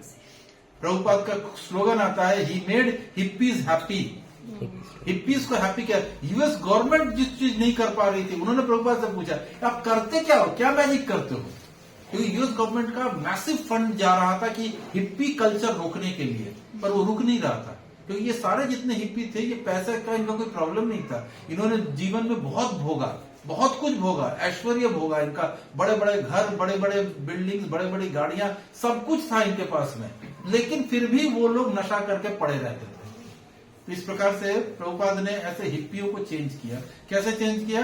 हम लोग बोलते हैं, इस्कॉन में एक प्रभुपाद बनाते थे छोटे छोटे गुलाब जामुन, तो उसको बोला जाता है इस्कॉन बुलेट्स। तो प्रभुपाद से वो बुलेट्स दे दे के बदला प्रभुपाद ने उसको, भगवान को भोगा ऑफर करते थे और सबको बांटते थे, सबको देते थे। ऐसा सोचो, जो गुरु है वही सबके लिए प्रसाद बना रहा है, वही सबको बांट रहा है, और जाने के बाद उनके बर्तन खुद ही गुरु बांट के रख रहा है। सब कुछ प्रभुपाद ने अकेले किया, एवरीथिंग करते करते फाइनली एक शिष्य आके, एक ने बोला Prabhupada can we help you? उसके अंदर चेतना बदली, कैन वी हेल्प यू, क्या मैं आपकी मदद करूं? प्रभुपाद ने कहा I was waiting for this. कब तुम खुद से आके बोलोगे कैन वी हेल्प यू? और उस कैन वी हेल्प यू ने पूरे संसार को बदल दिया। सोचो, पूरे संसार में एक रिवोल्यूशन लेके आया। ये कृष्ण कॉन्शियसनेस जो है, ये पूरे संसार में उन्हीं लोगों ने फैलाया।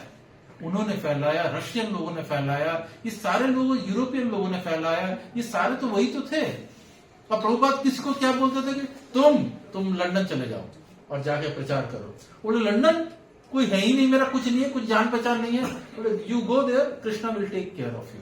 ऐसे कैसे जाते थे वो लोग? ऐसे प्रभुपाद ने भेजा। ऐसे करते करते सारे जगह पे, वहां पे जाने के बाद लंदन में जाके उसने किसी को, अपने रिलेटिव को, भाई मेरे को 2 दिन के लिए रहने को दे देना भाई, मैं आ रहा हूँ। वो जाके वहां पे गया, फिर उसने कीर्तन करना शुरू किया, ये किया। इस प्रकार से मतलब इस्कॉन ऐसे बढ़ा है। कोई मैजिक नहीं था, nothing was there, it was all done in सचमुच भगवान कृष्ण के कृपा से और प्रभुपाद जैसे शुद्ध भक्त की चाह से हुआ। नहीं तो ये चीज नहीं हो सकती। इसलिए हमें बदलना नहीं है, किसी को नहीं बदलना है, बदलने की कोशिश नहीं करना चाहिए। वैसे भी घर वालों को तो बिल्कुल नहीं, घर में क्योंकि लोग नहीं बदलते, घर में घर की मुर्गी घर, तो इसलिए लोग नहीं समझेंगे आपको और फिर गलत समझेंगे। यस, धन्यवाद। मैं प्रभु जी ये पूछ रहा था, आपने कहा कि कार से मशीन वाली जो बात कही, कौन सी बड़ा प्रभु जी? कार अगर हमारे पास है तो उसको मशीन बनाना चाहते हैं, तो उस बात को मारुति से मर्सिडीज। हाँ, मारुति से।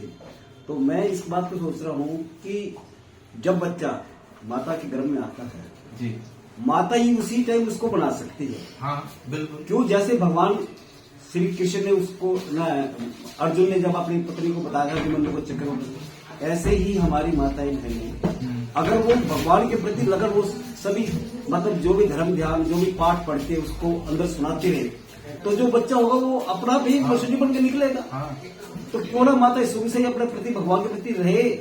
कैसे तो प्रभु जी ये होगा कैसे? अभी माता जी ने बोला ना, इनके घर की जो इनकी सिस्टर है वो आएंगी, सुनेंगी नहीं सुनेंगी? इनकी सिस्टर नहीं सुनेगी। सुनो, जो बच्चा अंदर का वो तो सुनेगा ना। नहीं, पर उसके लिए माता का आना तो जरूरी हाँ, है। माता का होना जरूरी, बिना माता तो कुछ हो ही नहीं सकता। इसीलिए क्योंकि कान जो दिए हैं भगवान ने, सबसे पहले कान ही दिया आपने। सबसे पहले कहा तो वो कान से ही बच्चा, वो जब माताएं भजन करेगी, भगवान का कीर्तन करेगी या गीता पढ़ेगी, जो भी पढ़ेगी, तो वो जो बच्चा है वो भी तो सीख करेगा ना, अंदर से देखता है, तो उसको ज्ञान से मिलेगा। जब वो बाहर निकलेगा, पर कितनी माताएं हैं जो सुनने को तैयार वो हैं? तो देखो जी कितनी है, वो तो हमने तो बताया ना प्रभु जी कि आप पहले जब हम भी छोटे में थे, मैं सेंट जेवियर्स से पास आउट हूँ, तो हमारे स्कूल में भी एक चैप्टर होता था मॉरल साइंस। या है आज किसी के स्कूल आज में? तक तो नहीं है। नहीं तो है। मॉरलिटी ही नहीं है तो हम कैसे आज आप किसी भी कॉर्पोरेट में चले जाइए, मैं तो जाता रहता हूँ, मैं जॉब भी में भी हूँ मैं, तो मतलब आप डीएलएफ में चले जाओ या कहीं पे भी चले जाओ, लंच टाइम में देखो सारी क्या पुरुष क्या स्त्री सब नीचे बैठ के सिगरेट पी रहे हैं। हाँ बिल्कुल सही। तो किसको समझाओगे? समझाना अपने आप को समझाना होगा, हम समझा नहीं सकते हाँ, किसी को, अपने आप को समझाना होगा। असली चीज यही है कि जैसे हमारे इसमें हमारे प्रशांत मुकुंद प्रभु जी भी हमेशा बोलते हैं कि बाहर बहुत गर्मी है, बहुत गर्मी है बाहर, तो गर्मी है तो क्या करोगे? बाहर सूरज का धूप को तो कम नहीं कर सकते हैं, हमें घर के अंदर घुस के एसी चलाते हैं हम, तो हमें चेंज अपने आप को करना है, बाहर का चेंज नहीं चेंज कर सकते। अगर हम चेंज होते हैं तो बाहर वाले तो ऑटोमेटिकली कुछ ना कुछ हमारे प्रभाव से आपको देखा देखी कुछ ना कुछ चेंज तो मैं यही कहना चाहता वो हूं। इम्पोर्टेंट। हाँ वो इम्पोर्टेंट है। वो हमारी माता जी खुद ही उस मशीनरी को निकालेंगी, हम कल बाहर आने के बाद फिर नहीं बनाना। उसमें और भी साइंस है प्रभु जी की, जैसे हम बताते हैं उसमें कि कैसे एक स्त्री पुरुष का संग कैसे होगा, उसके पहले क्या करना होगा, वो सारी चीज उसको हम लोग बोलते हैं गर्भधान संस्कार है। जैसे विवाह एक संस्कार है, बच्चे पैदा करने के पहले एक स्त्री पुरुष के मिलन के पहले क्या क्या चीजें होनी चाहिए, वो भी सब चीजें हैं। हाँ, वरना जैसे कश्यप मुनि और दीति माता ने शाम के समय में संग किया था, और शाम के समय में संग करने से राक्षस आए, हिरण्य कश्यप को आए थे, जबकि कश्यप मुनि इतने बड़े ऋषि थे और दीति माता भी कोई कम नहीं थी, वो भी बहुत बड़ी मनु की पुत्री है ये लोग सब। तो इस प्रकार से हम देख सकते हैं कि इस जितने भी चीजें शास्त्र में जितनी चीजें लिखी हुई है वो वर्ड टू वर्ड करेक्ट है, और हमें वर्ड टू वर्ड उनको समझ के चलना होगा। भगवान ने भी 16वें अध्याय के 32वें श्लोक में यही चीज बोला है, यह शास्त्र विधि उत्सृज्य वर्तते कामकारा नसाम सिद्धि नवापनोति न सुखम न पराम गतिम। भगवान क्या बोल रहा है कि जो शास्त्रों को नहीं मानते हैं तो वैसे लोग और कैसे करते हैं, अपने मनोविचार से काम करते हैं, तो ऐसे लोगों को न तो सुख मिलता है इस जीवन में, न परम गति मिलती है, मतलब कुछ भी नहीं मिलता है, न इस जीवन में न आगे के जीवन में के लिए कुछ मिलेगा। इसलिए हमें शास्त्र को बेस करके ही सब कुछ करना है। बहुत बहुत धन्यवाद। तो हम लोग कल मिलते हैं। कल का भी टॉपिक बहुत इम्पोर्टेंट है कि अगर भगवान एक है तो इतने धर्म क्यों है।